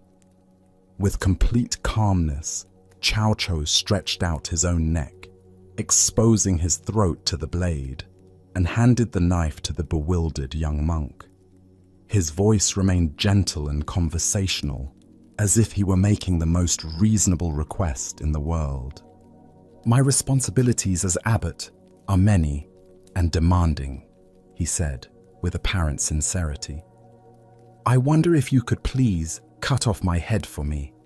It would be such a help in managing my duties." The young monk's eyes widened in horror. His hands trembled as he stared at the knife now in his possession and the exposed neck of his revered teacher. Everything about the situation contradicted his understanding of proper monastic behavior, spiritual teaching, and basic human decency. Unable to comprehend what was being asked of him or why, unable to see past the literal surface of the abbot's request to any deeper meaning, the terrified monk dropped the knife and ran. His feet carried him far from the meditation hall, far from the incomprehensible scene, his mind reeling with confusion and fear. Cao Cho calmly picked up the fallen knife, tucked it back into his robe, and continued his morning walk with the same peaceful demeanor he had maintained throughout the entire encounter. As the Buddha observed, it is better to travel well than to arrive. What emerges from this story is a teaching about the vast difference between intellectual understanding and genuine realization. Why do we so often mistake conceptual knowledge for authentic wisdom? Zen Buddhism reveals that our thinking mind loves to collect spiritual ideas and organize them into neat categories, creating the illusion of understanding without the transformative experience of direct insight. The young monk's response, "They have all gone to work," represents the kind of dualistic thinking that separates spiritual practice from ordinary activity. His answer implied that virtue lies in doing productive tasks rather than sitting idly, revealing his assumption that awakened activity and rest exist in opposition to each other. But Cao Cho's teaching cuts much deeper than this surface interpretation. By offering his neck to the knife, he was asking a profound question. If the monk truly understood that all the virtuous ones had gone to work, what work was most essential? If responsibility truly mattered, what was the most compassionate response to suffering? Look deeply at your own spiritual assumptions. How often do we divide life into spiritual activities and mundane ones, important work and trivial tasks, sacred moments and ordinary time? This dualistic thinking keeps us from recognizing that every moment offers opportunities for awakened response. The abbot's gesture points toward the heart of Zen understanding. genuine compassion sometimes requires actions that transcend conventional thinking. When someone is truly suffering under the burden of responsibility, attachment, or spiritual seeking itself, what is the most loving response? Sometimes it requires cutting through the very thing that seems most precious: our concepts, our roles, even our sense of separate self. Zen master Linji taught, "If you meet the Buddha on the road, kill the Buddha." This famous saying points to the same radical teaching Cao Cho offered. Any fixed idea about enlightenment, any attachment to spiritual roles or concepts, becomes an obstacle to direct realization. True compassion sometimes requires destroying the very thing we think we're trying to protect. The young monk's terror and flight revealed how completely he missed this deeper level of teaching. He remained trapped in literal interpretation, unable to see past the surface of the abbot's words to their transformative invitation. His spiritual understanding, though articulate, remained purely conceptual. Consider your own relationship to spiritual responsibility and helping others. When someone asks for help with their suffering, do we offer concepts and advice, or do we respond from a deeper place of understanding? Are we willing to sacrifice our comfortable spiritual positions to meet others exactly where they are? This ancient wisdom illuminates the difference between talking about virtue and embodying it. The monk could identify where virtuous people go and what they do, but when faced with an opportunity for radical compassion, he fled. His knowledge remained divorced from spontaneous, awakened action. In Zen practice, we cultivate what's called great doubt, a willingness to question even our most cherished spiritual understandings. This doubt isn't cynicism, but openness to discoveries that transcend our current conceptual frameworks. Are we prepared to have our spiritual certainties challenged, even destroyed, if it serves awakening? Tonight, as you encounter opportunities to help others with their burdens, can you sense the difference between offering what you think they need and responding from genuine understanding? Can you feel how true compassion sometimes requires cutting through your own comfortable assumptions about what constitutes appropriate spiritual behavior? Buddha spoke of this when he said, "In caring for others, you care for yourself. In caring for yourself, you care for others." The abbot's offer to sacrifice his own head points toward this non-dual understanding. When we truly see interconnection, the boundaries between self and other, helper and helped, begin to dissolve into spontaneous, compassionate action. Now, let us explore a Zen story about the ultimate nature of spiritual truth. This is the encounter between the emperor and the master. In ancient China, there ruled an emperor known throughout the land for his devotion to the Buddhist path.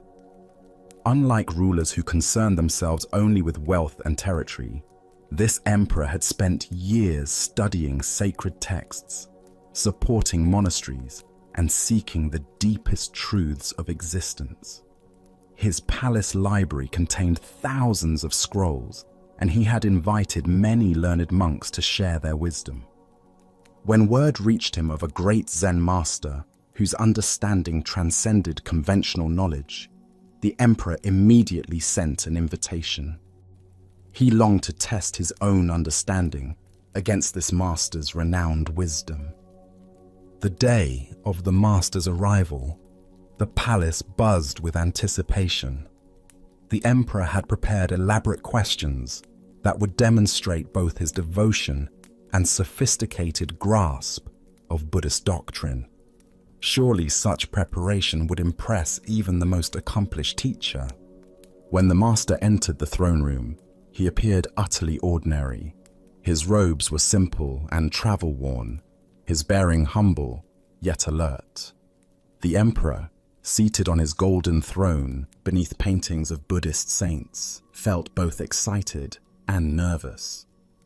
"Venerable Master," the emperor began, his voice echoing through the vast hall decorated with precious statues and sacred symbols. "I have studied the Buddhist teachings for many years. I have built temples, supported monks, and devoted my life to understanding the sacred path. Now I ask you, what is the highest truth of the holy Buddhist doctrine?" The emperor leaned forward expectantly, anticipating a profound discourse that would confirm his years of study. Perhaps the master would elaborate on the Four Noble Truths or reveal some secret teaching passed down through generations. Instead, the master looked directly into the emperor's eyes with a gaze that seemed to see through all pretense. His response came quietly: "Vast emptiness, and not a trace of holiness." Silence filled the throne room. The emperor blinked, certain he had misheard. Where was the elaborate explanation of Buddhist cosmology? Where were the references to sacred texts and divine principles? "If there is no holiness," the emperor asked, his voice betraying confusion and dismay, "then who or what are you? If there is no sacred truth to attain, what makes you a master?" The emperor's questions carried the weight of years spent accumulating spiritual knowledge and religious merit. He had built his identity around being a devout Buddhist ruler, and this master's words seemed to dissolve the foundation of that carefully constructed self-image. The master's response came with the same quiet directness: "I do not know." With these three simple words, the master had stripped away every concept, every identity, every claim to understanding that the emperor had accumulated.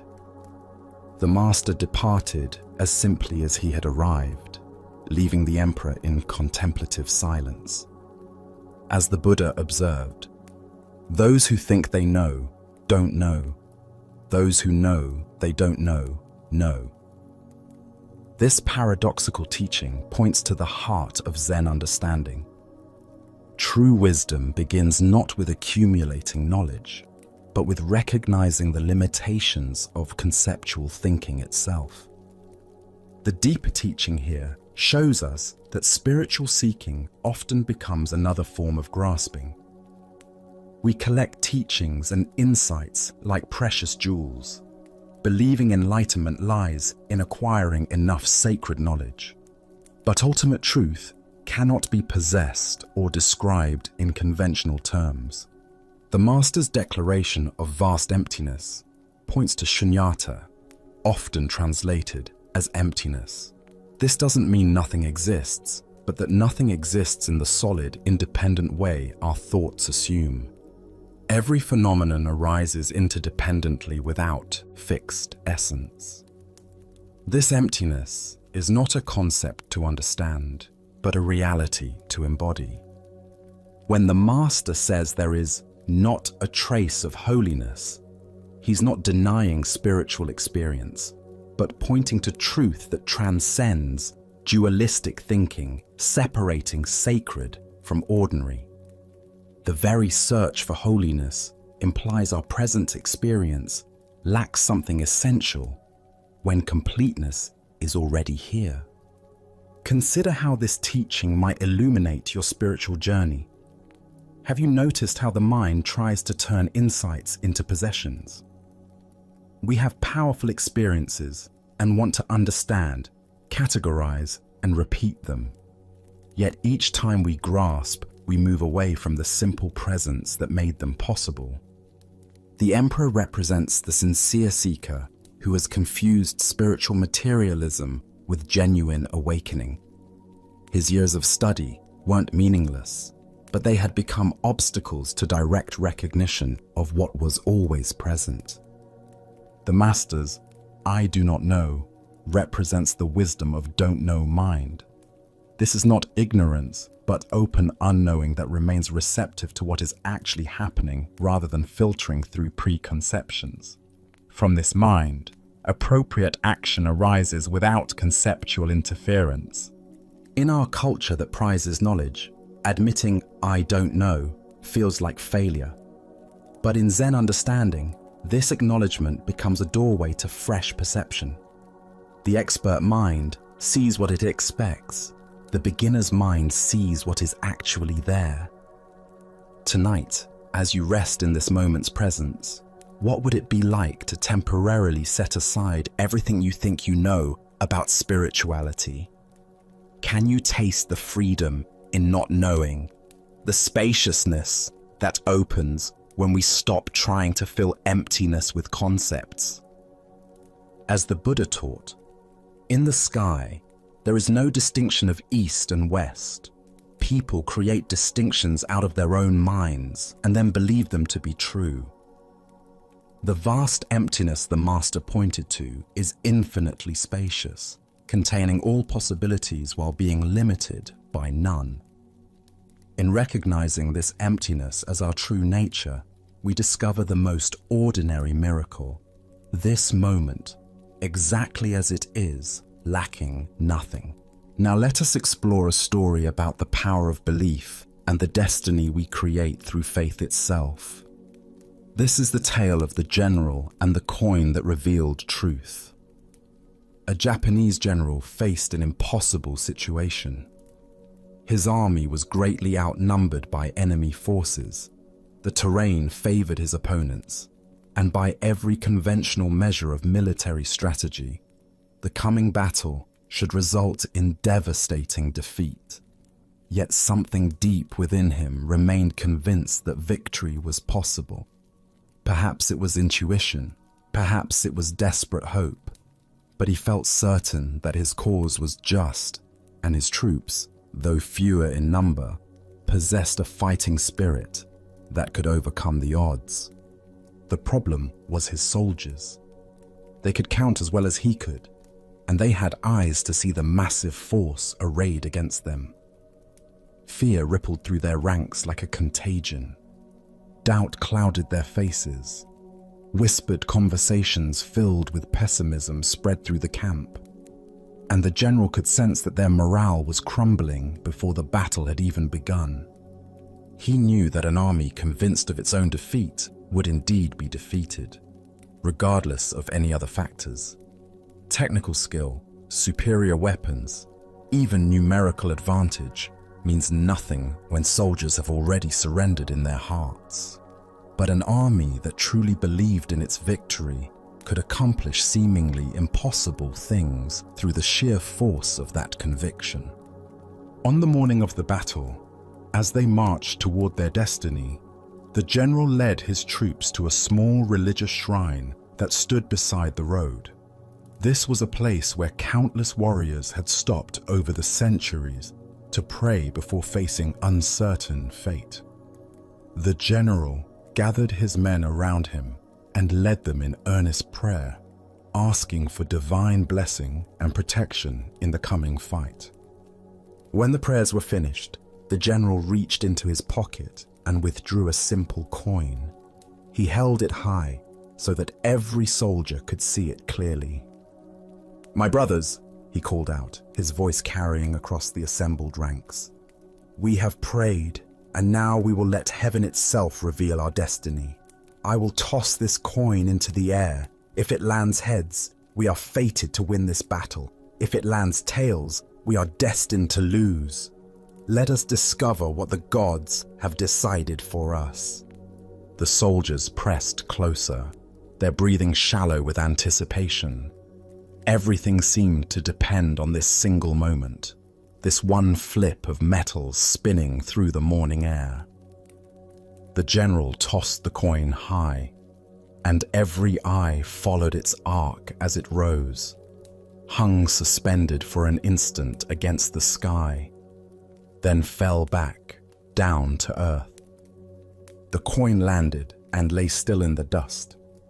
It was heads. A cheer erupted from the troops that could probably be heard for miles. Soldiers who had been grim and fearful moments before now laughed with joy and embraced each other with renewed confidence. The gods had spoken. Victory was assured. Their cause was blessed by heaven itself. Filled with this divine confidence, the soldiers attacked their enemies with such fierce determination and coordinated power that they achieved exactly what the coin had predicted. Against all odds, they won a decisive victory, routing forces much larger than their own and securing a triumph that would be remembered for generations. After the battle, as the general walked among his celebrating troops, his lieutenant approached him with wonder in his eyes. "General," the lieutenant said, "what an incredible thing. The coin revealed our true destiny, just as you said it would. Surely no human power can change what heaven has decreed." "You are absolutely right," the general replied with a knowing smile. He reached into his pocket and withdrew the coin, holding it so his lieutenant could examine it closely. "No one can change destiny." The lieutenant looked at the coin and gasped. Both sides showed heads. The Buddha once said, "All that we are is the result of what we have thought. The mind is everything. What we think, we become." Here we discover the profound truth that destiny is not something that happens to us, but something we create through the power of our own beliefs and expectations. Why do we so readily assume that fate is beyond our influence, when our own minds play such a crucial role in shaping what unfolds? Zen Buddhism teaches that while we cannot control all external circumstances, we have tremendous power over the internal conditions that determine how we respond to whatever arises. The general understood something profound about human psychology and the nature of reality itself. He knew that his soldiers' belief in victory was more important than their numerical disadvantage. He recognized that confidence, determination, and fighting spirit could overcome superior numbers when those qualities were genuinely present. But here's the deeper teaching. The general didn't simply manipulate his troops through deception. He created the conditions that allowed their natural courage and strength to emerge. The soldiers possessed the ability to fight brilliantly all along. They simply needed to believe in themselves and their cause.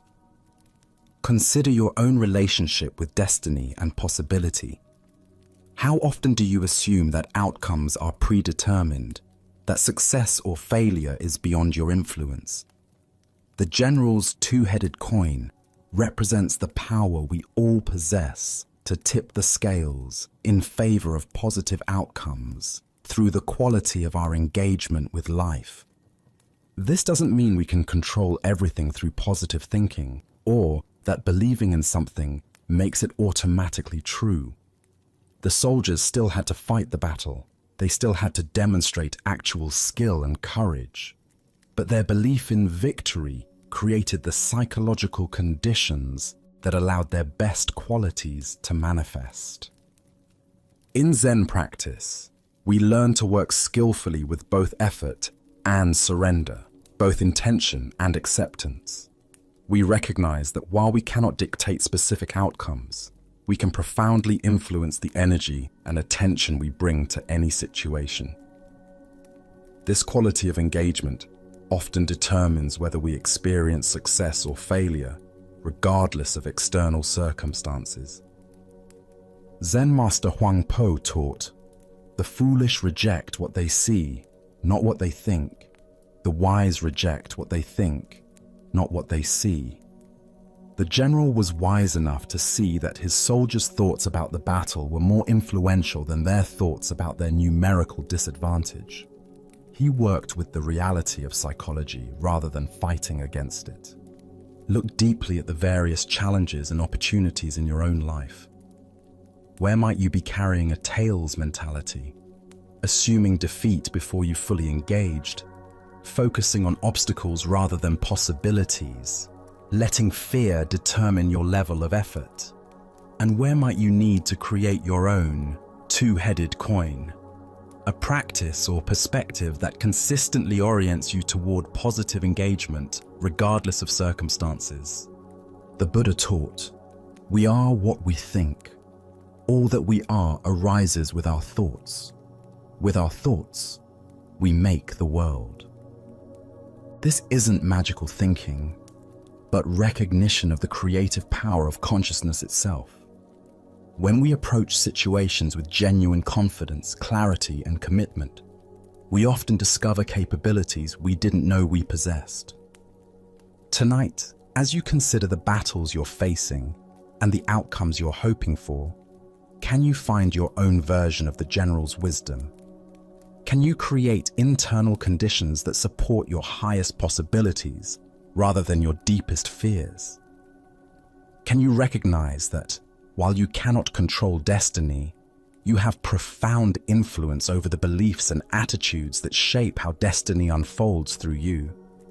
Buddha's wisdom reminds us, thousands of candles can be lighted from a single candle, and the life of the candle will not be shortened.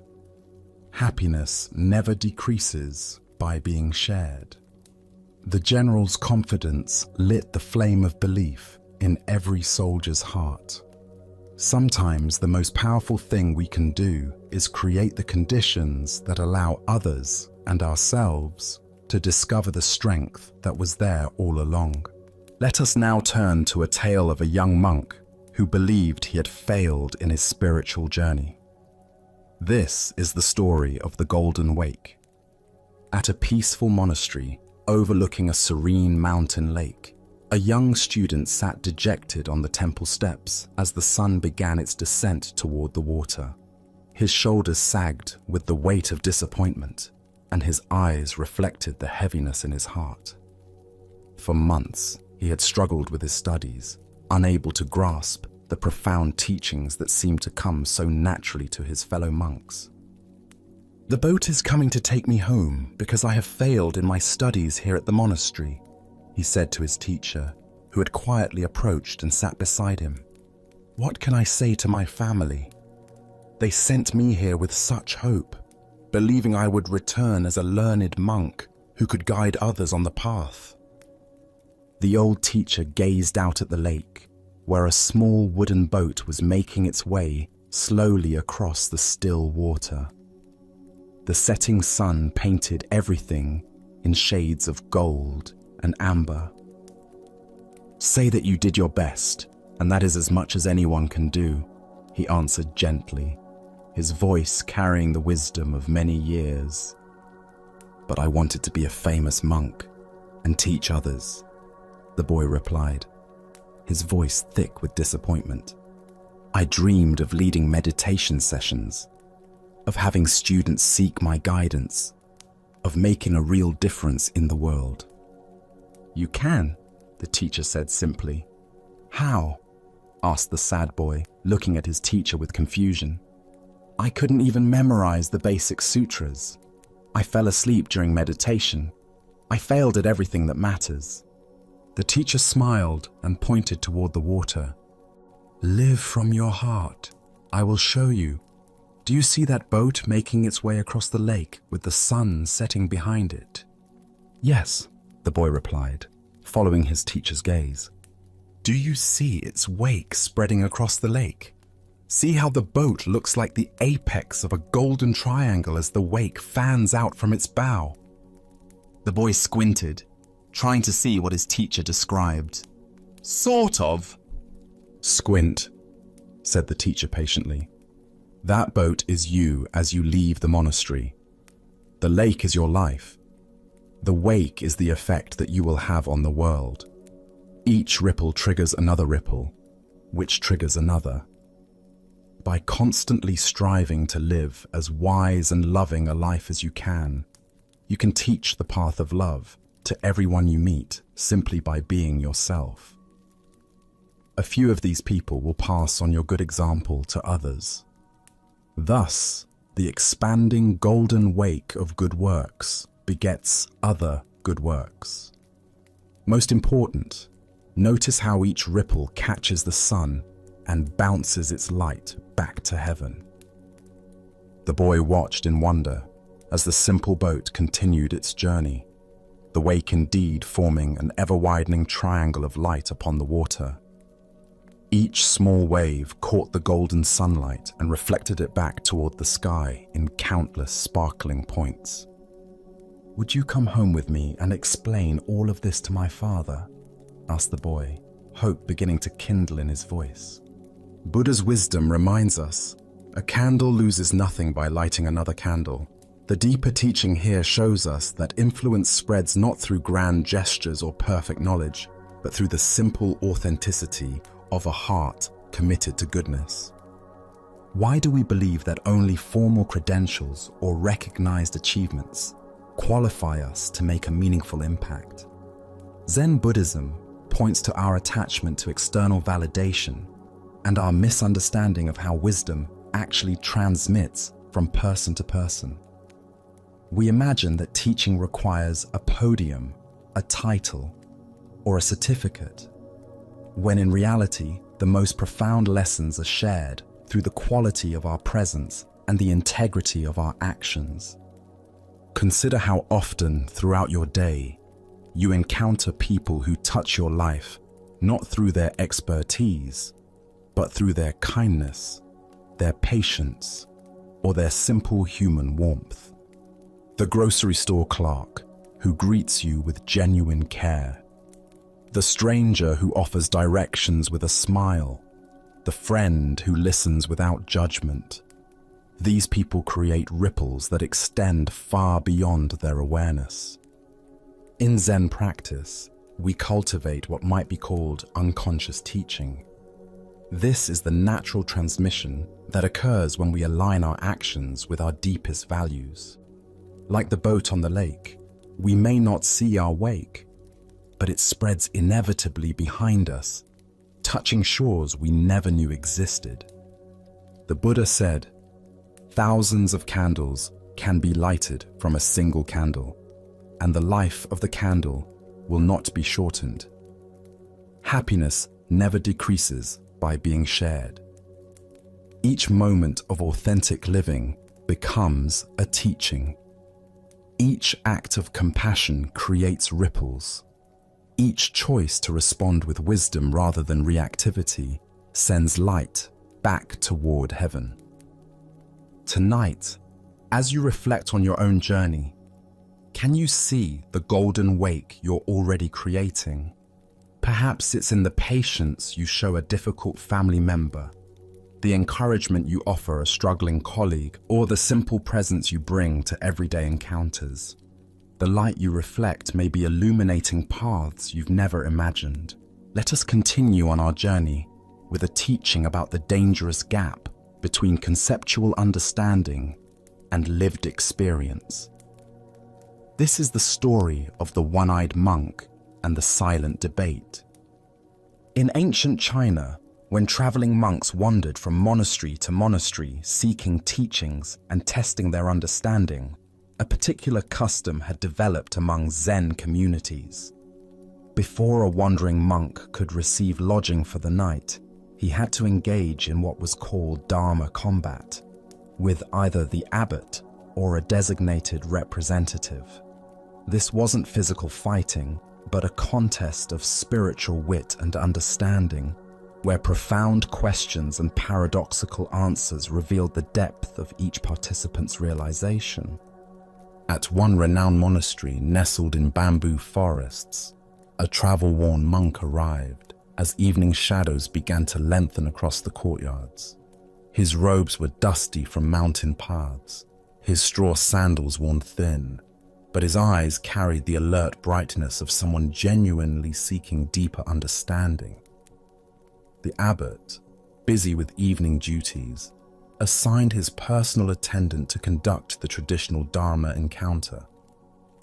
This attendant had served the monastery faithfully for many years, though he possessed what others might consider a disadvantage. He had lost one eye in an accident during his youth. Despite this physical limitation, or perhaps because of the clarity it had brought to his inner vision, he had developed profound insight into the Buddha's teachings. When the two monks met in the monastery's formal reception hall, the traveling monk proposed something unusual.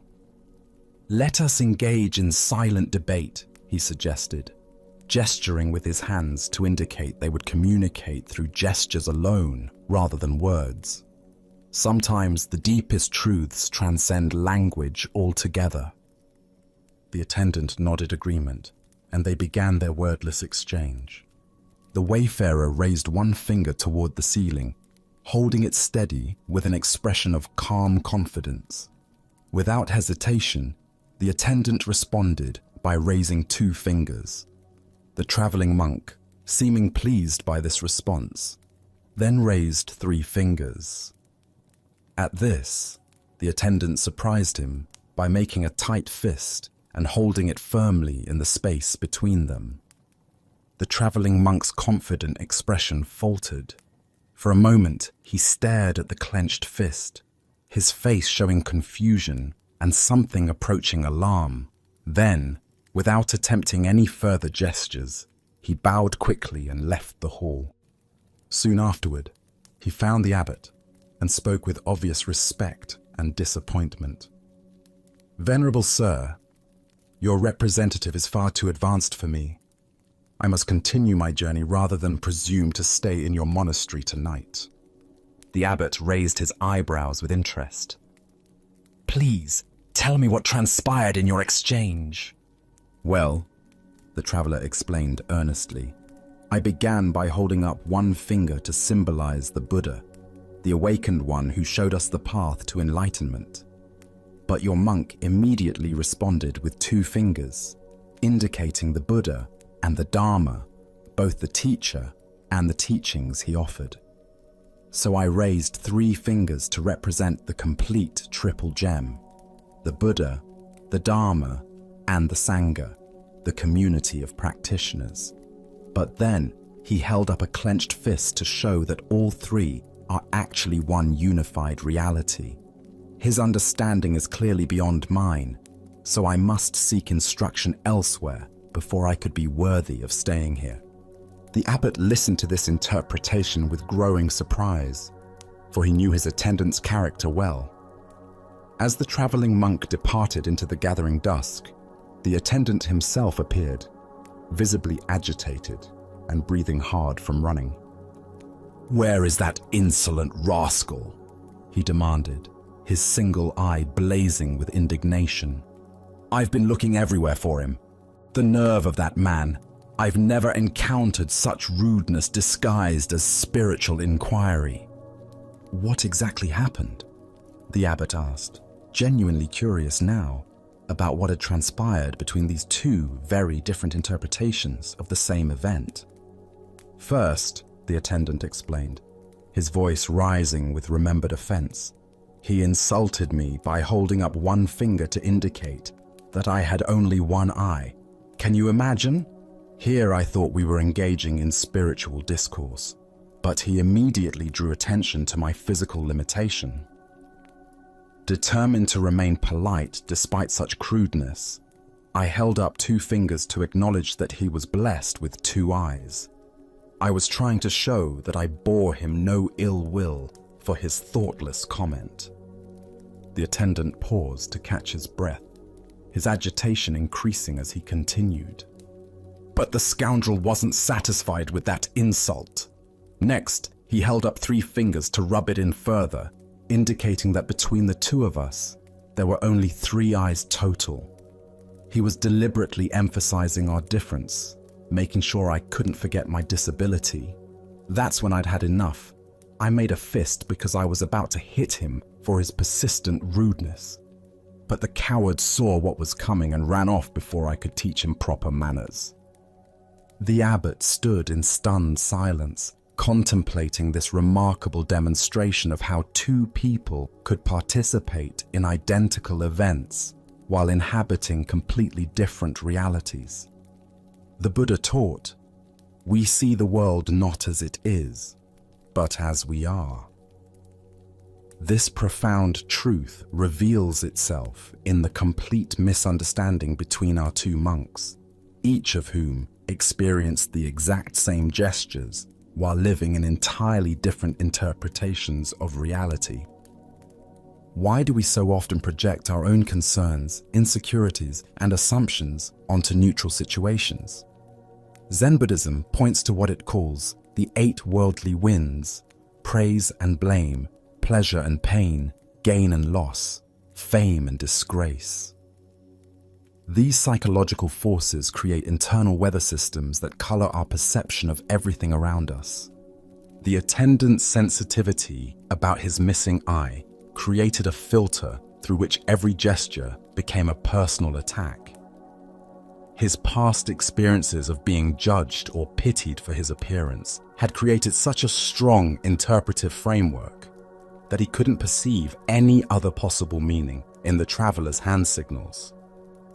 Similarly, the traveling monk's spiritual preoccupations caused him to see profound Dharma teachings in what were actually expressions of wounded feelings and growing anger. His framework of seeking enlightened instruction made him interpret increasingly aggressive gestures as increasingly sophisticated wisdom. Look deeply at your own patterns of interpretation. How often do your current worries, past hurts, or persistent hopes cause you to misread situations completely? Perhaps someone's distracted behavior becomes evidence they don't like you when they're actually concerned about a family member's health. Maybe a colleague's helpful suggestion feels like criticism because you're insecure about your performance. This ancient wisdom illuminates how our internal state creates our external experience. Both monks were sincere in their perceptions, yet both were fundamentally mistaken about what was actually happening. Neither was lying or deliberately misinterpreting. They were simply seeing through the lens of their own psychological conditioning. The story points us toward a crucial question. How can we develop the capacity to see situations more clearly, less filtered through our personal concerns and interpretations? Zen practice offers several approaches to this challenge. First is what's called don't know mind. Maintaining openness to multiple interpretations, rather than immediately settling on the one that confirms our existing beliefs or fears. When someone acts in a way that triggers our interpretation, can we pause and consider other possible explanations? Second is mindfulness of our own emotional states. The attendant might have noticed his rising sensitivity about his appearance and recognized how this was coloring his perception. The traveler might have observed his eagerness to find profound teachings and questioned whether he was seeing wisdom where none existed. Zen Master Bankai taught, "Your everyday mind, that is the way." This teaching invites us to examine the very mind that creates these interpretations, rather than constantly trying to figure out the correct interpretation of external events. The Buddha said, "Hatred is never appeased by hatred in this world. By non-hatred alone is hatred appeased. This is a law eternal." If the attendant had met the traveler's perceived insults with curiosity rather than defensiveness, if the traveler had questioned his assumptions about enlightened behavior, their encounter might have become a genuine teaching for both. Tonight, as you replay conversations and interactions from your day, can you notice how your own concerns and sensitivities might have shaped your interpretations? Can you sense the difference between what actually happened and the meaning your mind added to those events? As the Buddha taught, peace comes from within. Do not seek it without. By understanding how our internal weather creates our external storms, we discover the possibility of clear seeing that serves both wisdom and compassion. Our next story reveals a profound truth about how attachment can poison the very thing we claim to love. This is the tale of the chrysanthemum garden. In the countryside of ancient Japan, where autumn mists drifted through carefully manicured estates, there lived a wealthy baron whose passion bordered on obsession. His mansion stood proudly among rolling hills, but it was the rear garden that captured his heart completely. There, row upon row of chrysanthemums bloomed in magnificent splendor, their colors ranging from deep purple to golden yellow to pristine white. The baron devoted endless hours to cultivating these flowers, studying each variety with scholarly intensity, nurturing each plant with parental tenderness. His knowledge was encyclopedic, his dedication absolute. Yet this very devotion had transformed from love into something darker. The baron paid more attention to his chrysanthemums than to his wife and children. His household lived in constant fear, knowing that a single misstep near the precious flowers could result in severe punishment. Many retainers had felt his wrath for accidentally breaking off a blossom. The atmosphere had become oppressive, filled with anxiety and resentment. One autumn day, disaster struck. A faithful retainer, while hurrying to complete his duties, accidentally brushed against a prized chrysanthemum, breaking off its perfect bloom. When the baron discovered the damaged flower, his rage was volcanic. "Confinement!" he roared. The retainer was immediately imprisoned for this innocent accident. But the punishment felt so disproportionate that the retainer's shame transformed into desperate anger. According to the warrior code, he resolved to protest through seppuku, ritual disembowelment, preferring death to such humiliation over a mere flower. Word of this tragedy reached Zen master Sengai, a teacher known for his wisdom and compassion. Understanding that a man's life hung in the balance over botanical beauty, Sengai hastened to the estate and successfully prevented the suicide. But the master knew that saving one life would not solve the deeper problem. Sengai devised a radical solution.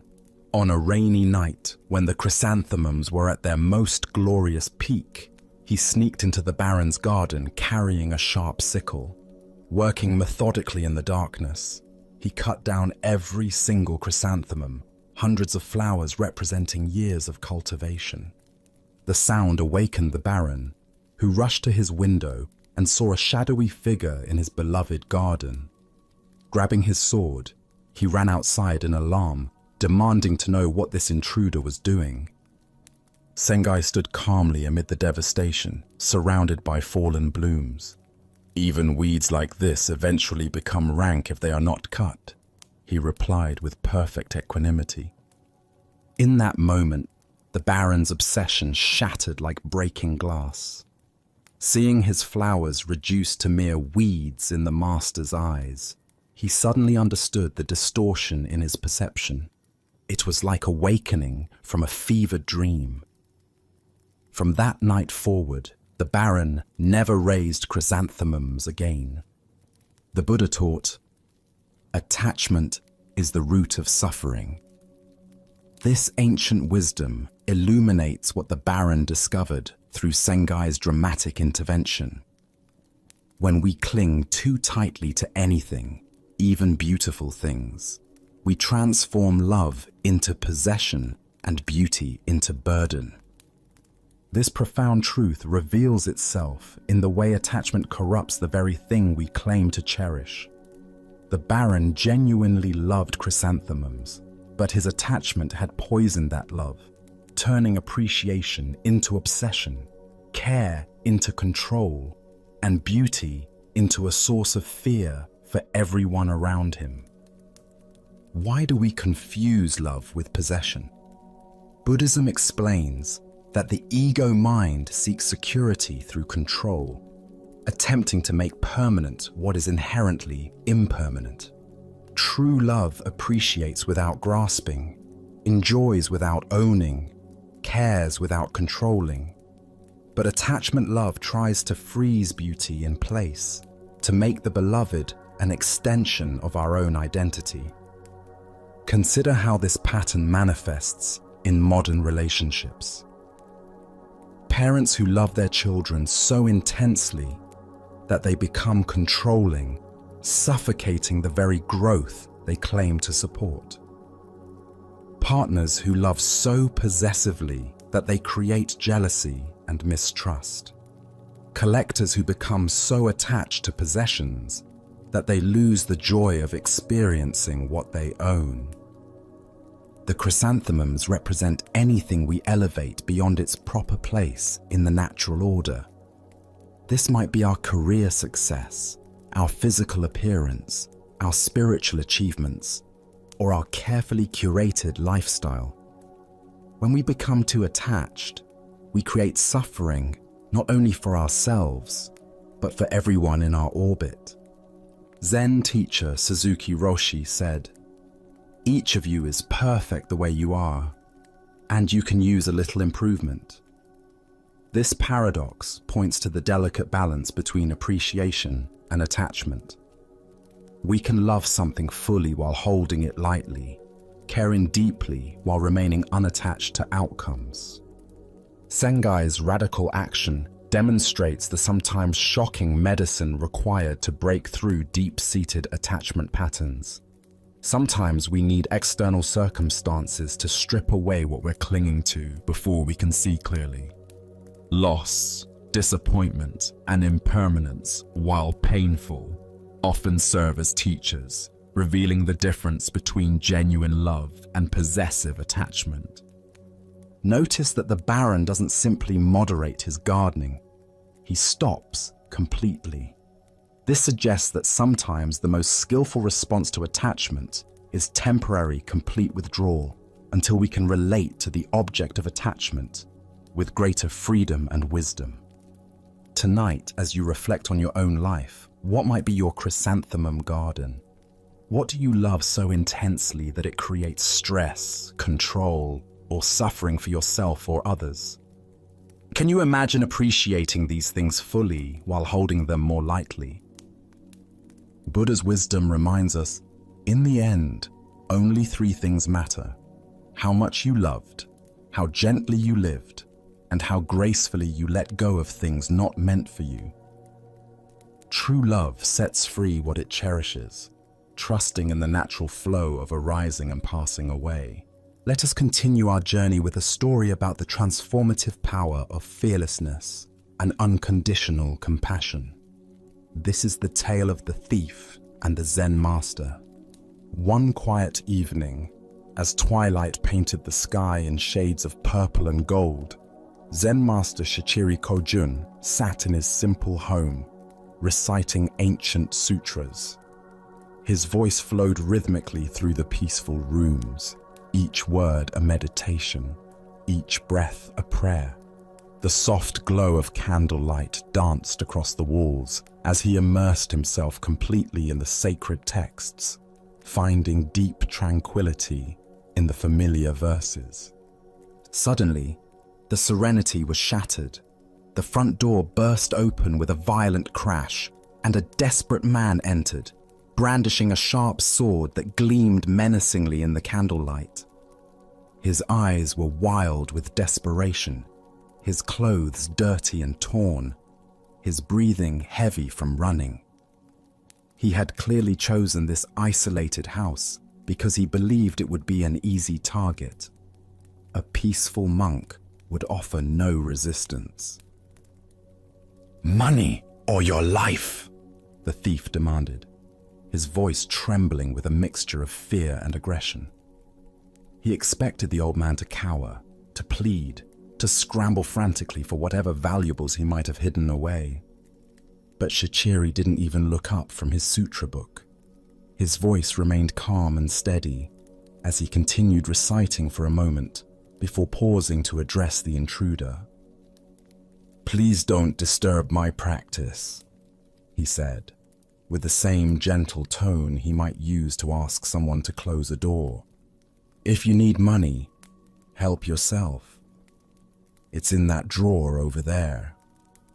He gestured casually toward a simple wooden chest, then immediately returned to his recitation as if nothing unusual had occurred. The thief stood frozen, his sword still raised, completely bewildered. In all his years of stealing, he had never encountered such a reaction. No fear, no pleading, no anger, just matter-of-fact helpfulness, as if he were a neighbor who had stopped by to borrow something. Shaking his head in confusion, but proceeding with his business, the thief moved to the indicated drawer and began gathering the coins and small valuables he found there. The soft sound of the master's voice continued behind him, reciting sacred words as peacefully as if he were alone. Just as the thief was preparing to leave with his stolen goods, the master's voice called out again. "Wait," Shichiri said, finally looking up from his book. "Please don't take everything. I need some of that money to pay my taxes tomorrow. Leave a little for me, won't you?" The thief stared at him in amazement. Here was a man who was being robbed, calmly negotiating the terms of his own robbery, as if they were conducting normal business. Almost without thinking, the thief returned some of the money to the drawer. As he turned to leave, certain that this strange encounter was finally over, the master's voice stopped him once more. "You took my money," Shichiri called out, his tone carrying a note of reproach. "And you didn't even thank me. That's quite rude, don't you think?" This final comment left the thief completely speechless. His sword hand began to shake. Never in his most violent encounters had he been so thoroughly unnerved. Here was a man who treated robbery as if it were a favor, who was more concerned about politeness than personal safety. Thank you," the thief stammered, and then fled into the night as quickly as his legs would carry him. Later, when the thief was caught and confessed to numerous crimes, including the incident at Shichiri's house, the master was called as a witness. The court officials expected him to demand justice, to describe the terror and violation he had experienced. Instead, Shichiri spoke with the same calm clarity he had shown that evening. "This man did not steal anything from me," he testified. "I gave him the money freely. He even thanked me for it, though it took a little reminding." The thief, sitting in chains, felt something break open in his chest as he heard these words. This man had not only shown him extraordinary kindness in the moment of the crime, but was now protecting him from the consequences. For the first time in years, tears came to his eyes. Not tears of self-pity or anger, but tears of recognition. He had encountered something he had never experienced before: love without conditions. Upon his release from prison, the former thief sought out the master and begged to become his student. Under Shichiri's patient guidance, he learned to cultivate the same fearless compassion he had witnessed that night. Years later, through dedicated practice and the master's unwavering belief in his potential for transformation, he attained the deep peace and wisdom of enlightenment. As the Buddha observed, hatred does not cease by hatred, but only by love. This is the eternal rule. What emerges from this story is the revolutionary power of meeting violence with absolute peace, responding to taking with giving, and answering fear with love. Why do we instinctively believe that force must be met with force, that aggression requires defensive reaction? Zen Buddhism reveals that this pattern, while natural, often perpetuates the very conflicts it seeks to resolve. When we respond to hostility with hostility, we simply escalate the cycle of suffering. But when we respond with genuine compassion, not passive submission, but active love, we create space for transformation that wouldn't otherwise exist. Look deeply at your own experience. When someone approaches you with anger, criticism, or demand, what is your automatic response? Most of us immediately mobilize our defenses, preparing to protect ourselves through counterattack or withdrawal. But notice what happens in your body and mind during these defensive reactions. Does the tension decrease or increase? Does the conflict resolve or intensify? Shichiri's response demonstrates what Zen calls skillful means, acting from wisdom rather than reflex. His fearlessness didn't come from being unaware of danger, but from understanding something profound about the nature of reality. He recognized that the thief's aggression arose from desperation and suffering, not from inherent evil. By refusing to see him as an enemy, Shichiri created the possibility for the thief to see himself differently. In Zen practice, we cultivate what might be called the courage of defenselessness. This doesn't mean being naive about genuine danger or allowing ourselves to be harmed unnecessarily. Rather, it means developing the confidence to respond to difficult situations from our highest wisdom rather than our most primitive instincts. The Buddha taught, in the end, just three things matter: how well we have lived, how well we have loved, how well we have learned to let go. Shichiri embodied all three in his encounter with the thief. He lived from complete presence, loved without conditions, and let go of any attachment to his possessions or even his personal safety. Consider the people in your life who challenge you: the difficult colleague, the critical family member, the aggressive driver in traffic. What would it mean to meet their energy with the same kind of fearless compassion Shichiri showed? Not by agreeing with them or submitting to their demands, but by refusing to match their level of reactivity, by staying connected to your own center of peace, regardless of their behavior. Tonight, as you encounter your own moments of tension or conflict, can you remember the master who treated a robber as an honored guest? Can you find the space between stimulus and response where choice lives, where you can decide to meet aggression with peace, taking with giving, fear with love? Buddha's wisdom reminds us, better than 1,000 hollow words is one word that brings peace. Sometimes the most powerful response to violence is simply to remain unshakable in our commitment to compassion, knowing that love has a transformative power that force can never match. As we continue our journey through the wisdom of Zen Buddhism, let us explore a story about contentment and the nature of desire. This is the stonecutter's journey. High in the mountain villages, there lived a simple stonecutter who had discovered the secret of happiness without knowing it.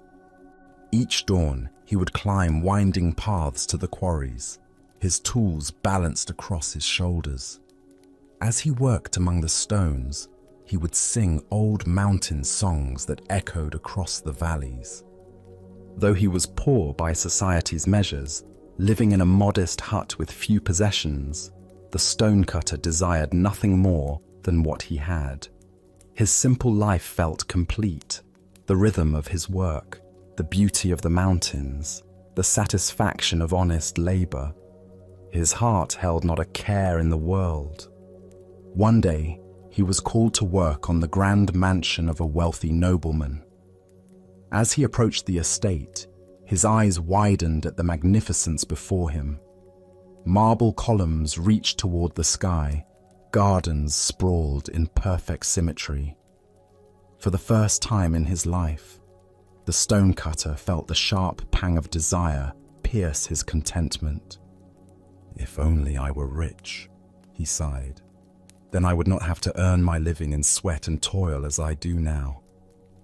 To his amazement, a voice whispered from the stones, "Your wish has been granted.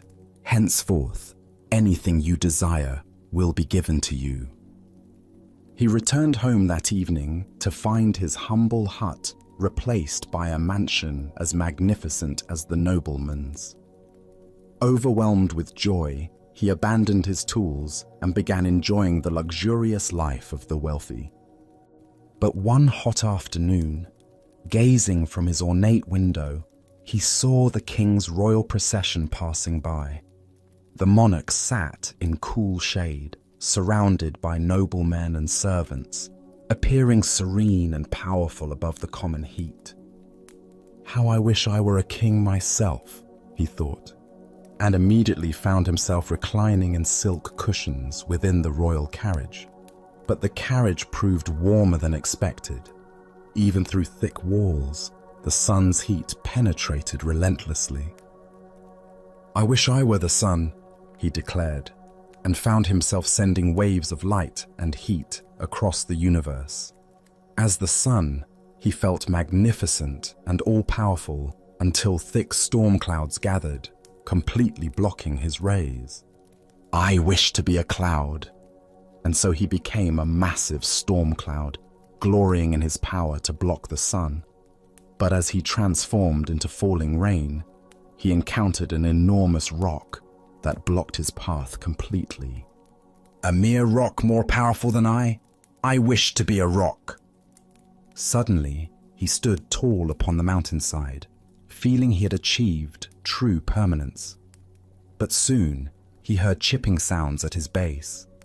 Looking down, he saw a tiny human figure cutting chunks of stone away. "A puny creature more powerful than me. I want to be a man again." And so he found himself once more a stonecutter, climbing familiar mountain paths. But now something had changed. As he shaped stones and felt mountain breezes, his heart swelled with deep contentment. His song returned, richer than before, because he had learned to be content with exactly who he was. The Buddha once said, "Health is the greatest gift, contentment the greatest wealth." This ancient wisdom illuminates the endless cycle of wanting that keeps us from recognizing the abundance already present in our lives. Why do we chase after different conditions, always believing happiness lies in the next transformation? Each desire fulfilled only reveals the next desire, creating an endless cycle of dissatisfaction. The stonecutter's journey reveals the futility of seeking happiness through external circumstances. Consider your own versions of this cycle. "I'll be happy when I get promoted," only to discover new stresses. "I'll be content with more money," only to find greater wealth brings new worries. Each achievement reveals the next mountain to climb. Zen teacher Suzuki Roshi said, "Each of you is perfect the way you are, and you can use a little improvement." This paradox points to the heart of contentment, the ability to fully accept what is, while still engaging wholeheartedly with life's natural changes. The stonecutter's final transformation wasn't into something greater, but into appreciation for what he had always been. His work remained the same, but his relationship to life was completely transformed. Contentment isn't found in having different experiences, but in bringing different awareness to whatever experiences arise. Tonight, as you notice the mind's habitual reaching toward what's not here, can you experiment with the stonecutter's final wisdom? Can you find the song that emerges when you stop trying to be anything other than what you are? As the Buddha taught, contentment is natural wealth, luxury is artificial poverty. The greatest transformation available isn't becoming something different, but recognizing the inherent completeness of what we already are. Now, let us explore a story about the nature of genuine assistance and the goal of true teaching. This is the encounter between the psychiatrist and the Zen master. At a gathering of professionals and spiritual teachers, a psychiatrist found himself in conversation with a renowned Zen master. The psychiatrist had built his career on helping people work through their psychological difficulties, analyzing their problems, and providing therapeutic interventions designed to improve their mental health and emotional well-being. Curious about how different approaches to helping might compare, the psychiatrist decided to ask the master a direct question that had been on his mind throughout their conversation. "I've spent years learning various techniques for helping people with their emotional and psychological struggles," the psychiatrist said. "I'm curious about your approach. Exactly how do you help people?" The master listened to the question with the same calm attention he brought to everything, considering not just the words but the assumptions underlying them. After a moment of thoughtful silence, he offered a response that was both simple and profound.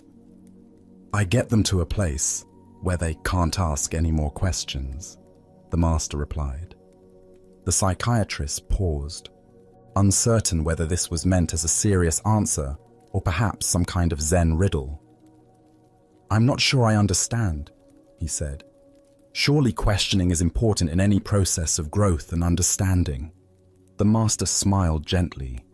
Questions arise from the mind that believes it lacks something.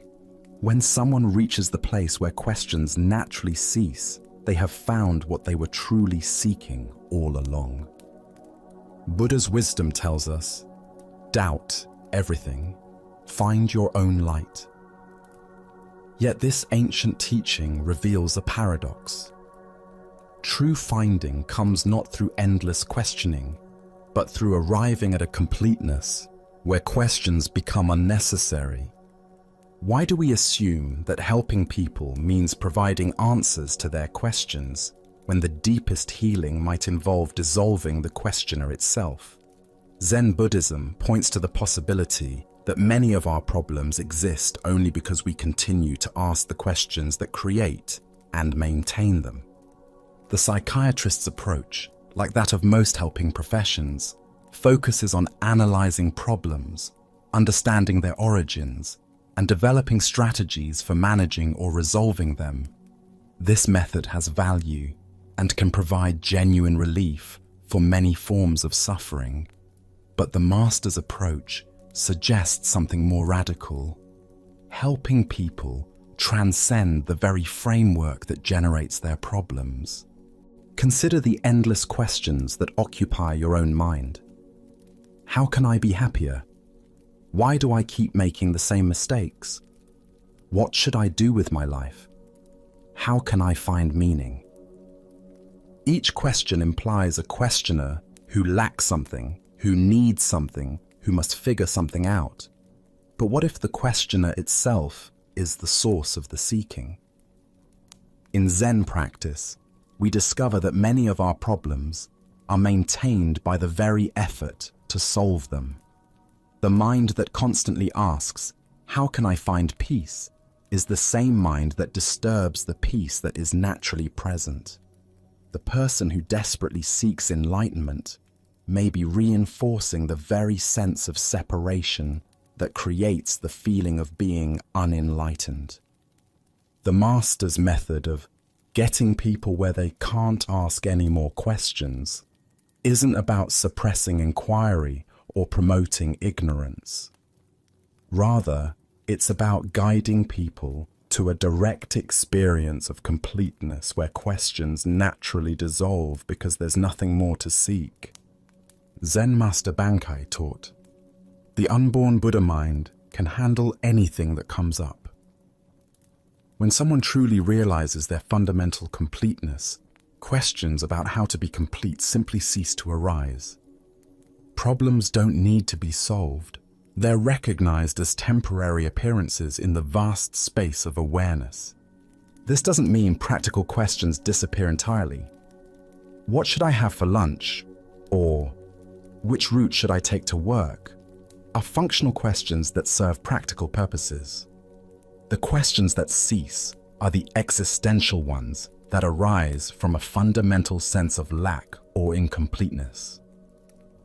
The Buddha said, "There is nothing to do, nothing to gain, nothing to lose." This teaching points to the same understanding the Master was indicating. True help comes not from giving people more to do or figure out, but from helping them realize they are already what they seek. Look deeply at your own relationship with questions and seeking. How much of your mental energy goes toward trying to solve the problem of your life rather than living it? What would remain if you stopped asking the questions that assume something is fundamentally wrong or missing? The psychiatrist helps by analyzing and providing tools. The Master helps by pointing to what needs no analysis or improvement. Both approaches can serve, but the Master's method aims for the root rather than the branches, dissolving the seeker rather than satisfying the seeking. Tonight, as you notice the questions that typically occupy your mind, can you sense what lies beneath them? Can you find the space of awareness that exists prior to all questions, the completeness that needs no answers because it lacks nothing? As the Buddha observed, peace comes from within. Do not seek it without. The deepest help we can receive or offer others is the recognition that what we seek has never been absent. Questions cease, not because they've been answered, but because the one who was asking them discovers there was never actually anything to ask about. Let us continue our journey with a story about the unexpected wisdom found in laughter and the suffering we create through taking ourselves too seriously. This is the tale of the monk who discovered his true teacher. In a remote mountain monastery in ancient China, there lived a young monk who approached his spiritual practice with tremendous intensity. Every morning before dawn, he would rise for meditation, sitting in perfect posture for hours without moving. He studied the Buddhist texts with scholarly precision, memorizing sutras and debating philosophical points with fierce concentration. His fellow monks often remarked on his seriousness and dedication to the Dharma. One crisp autumn morning, while studying a particularly complex passage about the nature of emptiness, the young monk encountered something that completely baffled him. The text seemed to contradict everything he thought he understood about Buddhist philosophy. The words appeared clear enough individually, but their meaning together seemed to dissolve into paradox the moment he thought he grasped it. Determined to understand, he carefully marked the passage and made his way to the master's quarters. The old teacher sat in his simple room, sunlight streaming through paper windows, creating patterns of light and shadow on the wooden floor. "Venerable Master," the monk said, bowing deeply, "I have encountered a teaching that I cannot comprehend. Could you please illuminate its meaning for me?" He recited the passage with careful precision, explaining his confusion and the various interpretations he had considered. The master listened attentively, nodding occasionally, his expression thoughtful and engaged. When the young monk finished his earnest explanation, something unexpected happened. The master's face suddenly broke into a broad smile, then quiet chuckling, and finally erupted into hearty, uncontrollable laughter. His whole body shook with mirth, tears streaming down his weathered cheeks. The monk stood frozen, completely bewildered. This was not the response he had anticipated. Where he expected profound wisdom and careful explanation, he found only laughter. The master's amusement seemed to fill the entire room, echoing off the walls and growing even more intense. Without offering any explanation, the master stood up, still laughing, and walked out of the room, leaving the young monk alone with his confusion and growing distress. For the next 3 days, the monk could think of nothing else. The master's inexplicable laughter haunted him constantly. He barely touched his meals, his meditation was scattered and unfocused, and sleep came only in brief, restless intervals. The question consumed him entirely. Why had his sincere spiritual inquiry been met with such puzzling amusement? Other monks noticed his distressed state, but his responses to their concerns were vague and troubled. He felt humiliated, confused, and increasingly agitated. Had the master been mocking his understanding? Was his question somehow foolish? Did his years of dedicated practice mean nothing? Finally, unable to bear the torment any longer, he returned to the master's room. This time, he didn't bow or recite passages. Instead, he spoke directly from his heart. "Master, for 3 days I have been deeply disturbed by your reaction to my question. I cannot eat, sleep, or meditate properly. Please tell me, why did you laugh at my sincere seeking? Have I done something wrong?" The master's expression became gentle and compassionate. He gestured for the young monk to sit beside him, then spoke with quiet clarity. "Monk, do you know what your problem is?" the master asked kindly. "Your problem is that you are worse than a clown." The words hit the young monk like a physical blow. His eyes widened in shock and dismay. "Venerable sir, how can you say such a thing? How can I be worse than a clown? I have dedicated my life to spiritual practice, to understanding the Buddha's teachings. I have sacrificed worldly pleasures and pursued wisdom with complete sincerity.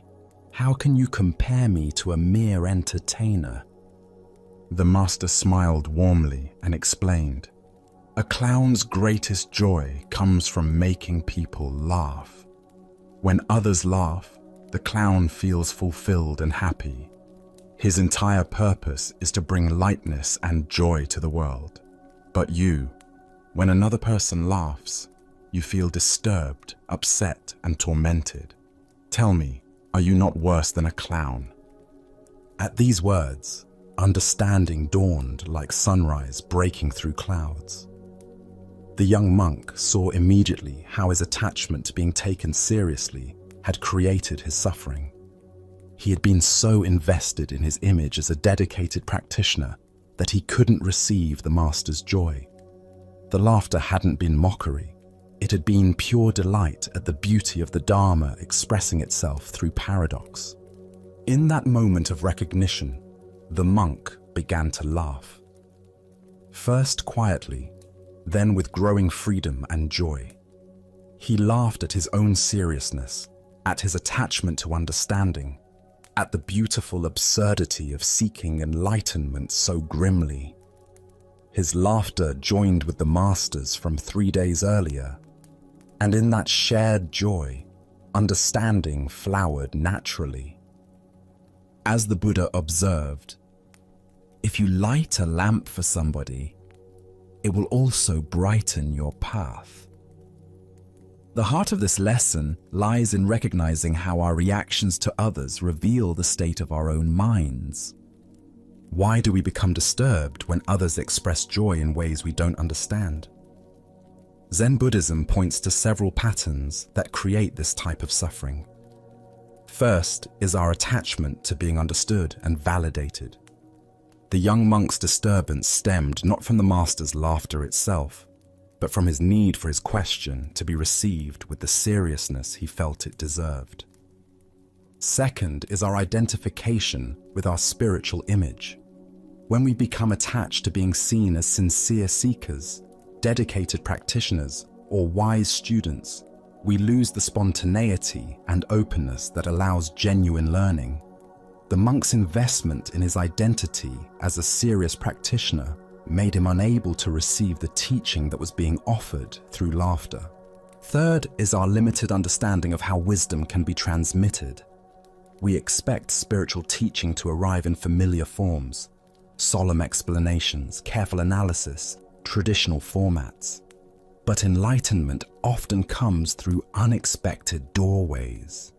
A master's laughter, a child's innocent question, the sound of a bell, or a moment of complete ordinariness. Consider how often we miss teachings because they don't match our expectations. Perhaps someone's casual comment contains exactly the insight we need, but we dismiss it because the person seems less knowledgeable than us. Maybe life presents us with lessons through situations we find annoying or people we consider frivolous. Zen teacher Suzuki Roshi said, "In the beginner's mind, there are many possibilities, but in the expert's mind, there are few." The young monk's expertise had become a barrier to learning. His certainty about how spiritual teaching should look prevented him from receiving the profound lesson being offered through unexpected laughter. The story points us toward a fundamental question. Are we seeking understanding, or are we seeking to be understood? Are we open to wisdom arriving in any form, or do we require it to validate our preconceptions? The master's laughter was a teaching about the joy inherent in the Dharma itself, the playful, spontaneous, beyond logic nature of awakened understanding. Tonight, as you encounter responses from others that don't match your expectations, can you remember the monk's revelation? Perhaps someone's laughter when you expected seriousness, their casualness when you hoped for depth, or their joy when you felt the situation called for gravity might contain teachings you haven't yet recognized. Buddha spoke of this when he said, "Thousands of candles can be lighted from a single candle, and the life of the candle will not be shortened. Happiness never decreases by being shared." The master's laughter was not diminishing the Dharma, but celebrating its inexhaustible joy, a joy the monk discovered he could share rather than resist. Let us continue on our journey with a cautionary tale about the perils of spiritual superiority. This is the story of the clever monkey.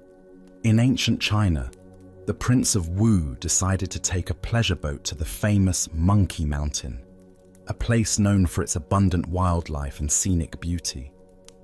The prince, surrounded by his attendants and guards, approached the mountain with the casual confidence of royalty, expecting the natural world to accommodate his presence just as his human subjects did. As soon as the monkeys dwelling in the forest caught sight of the royal party, they fled in terror. The sound of chattering filled the air as dozens of monkeys scrambled up into the highest branches of the trees, their natural instinct warning them to hide from these human intruders. The forest, which moments before had been alive with playful monkey calls, fell silent except for the rustling of leaves as the creatures sought safety in the treetops. However, one monkey remained completely unconcerned by the royal presence. This particular monkey seemed utterly fearless, continuing his acrobatic display with remarkable skill and apparent indifference to the danger below. He swung gracefully from branch to branch, performing elaborate leaps and displaying his dexterity as if putting on a show. His movements were fluid and confident, each gesture demonstrating his superior agility and intelligence compared to his cowering companions. The Prince of Wu watched this extraordinary display with growing annoyance. Here was a mere animal that dared to show no respect for royal authority, that seemed to mock the very presence of the prince through its casual dismissal of the obvious threat. The monkey's confidence appeared to be a direct challenge to the prince's power. Deciding to teach this insolent creature a lesson, the prince drew his bow and shot an arrow directly at the monkey. But to the amazement of all present, the monkey dexterously caught the arrow in mid-flight, plucking it from the air as easily as one might catch a falling leaf. The monkey examined the arrow briefly, then tossed it aside with casual dismissal, as if such feats were nothing more than child's play. The prince's face darkened with rage at this humiliation. His skill as an archer had been made to look foolish by a mere animal. "Attack!" he ordered his attendants. "Bring down this arrogant beast." A volley of arrows filled the air. The monkey, suddenly overwhelmed by the coordinated assault, could not deflect them all. In an instant, he was struck by multiple arrows and fell dead to the forest floor, his extraordinary abilities proving useless against such overwhelming force. The prince turned to his wise companion, Yen Pui, who had watched this scene unfold with growing understanding.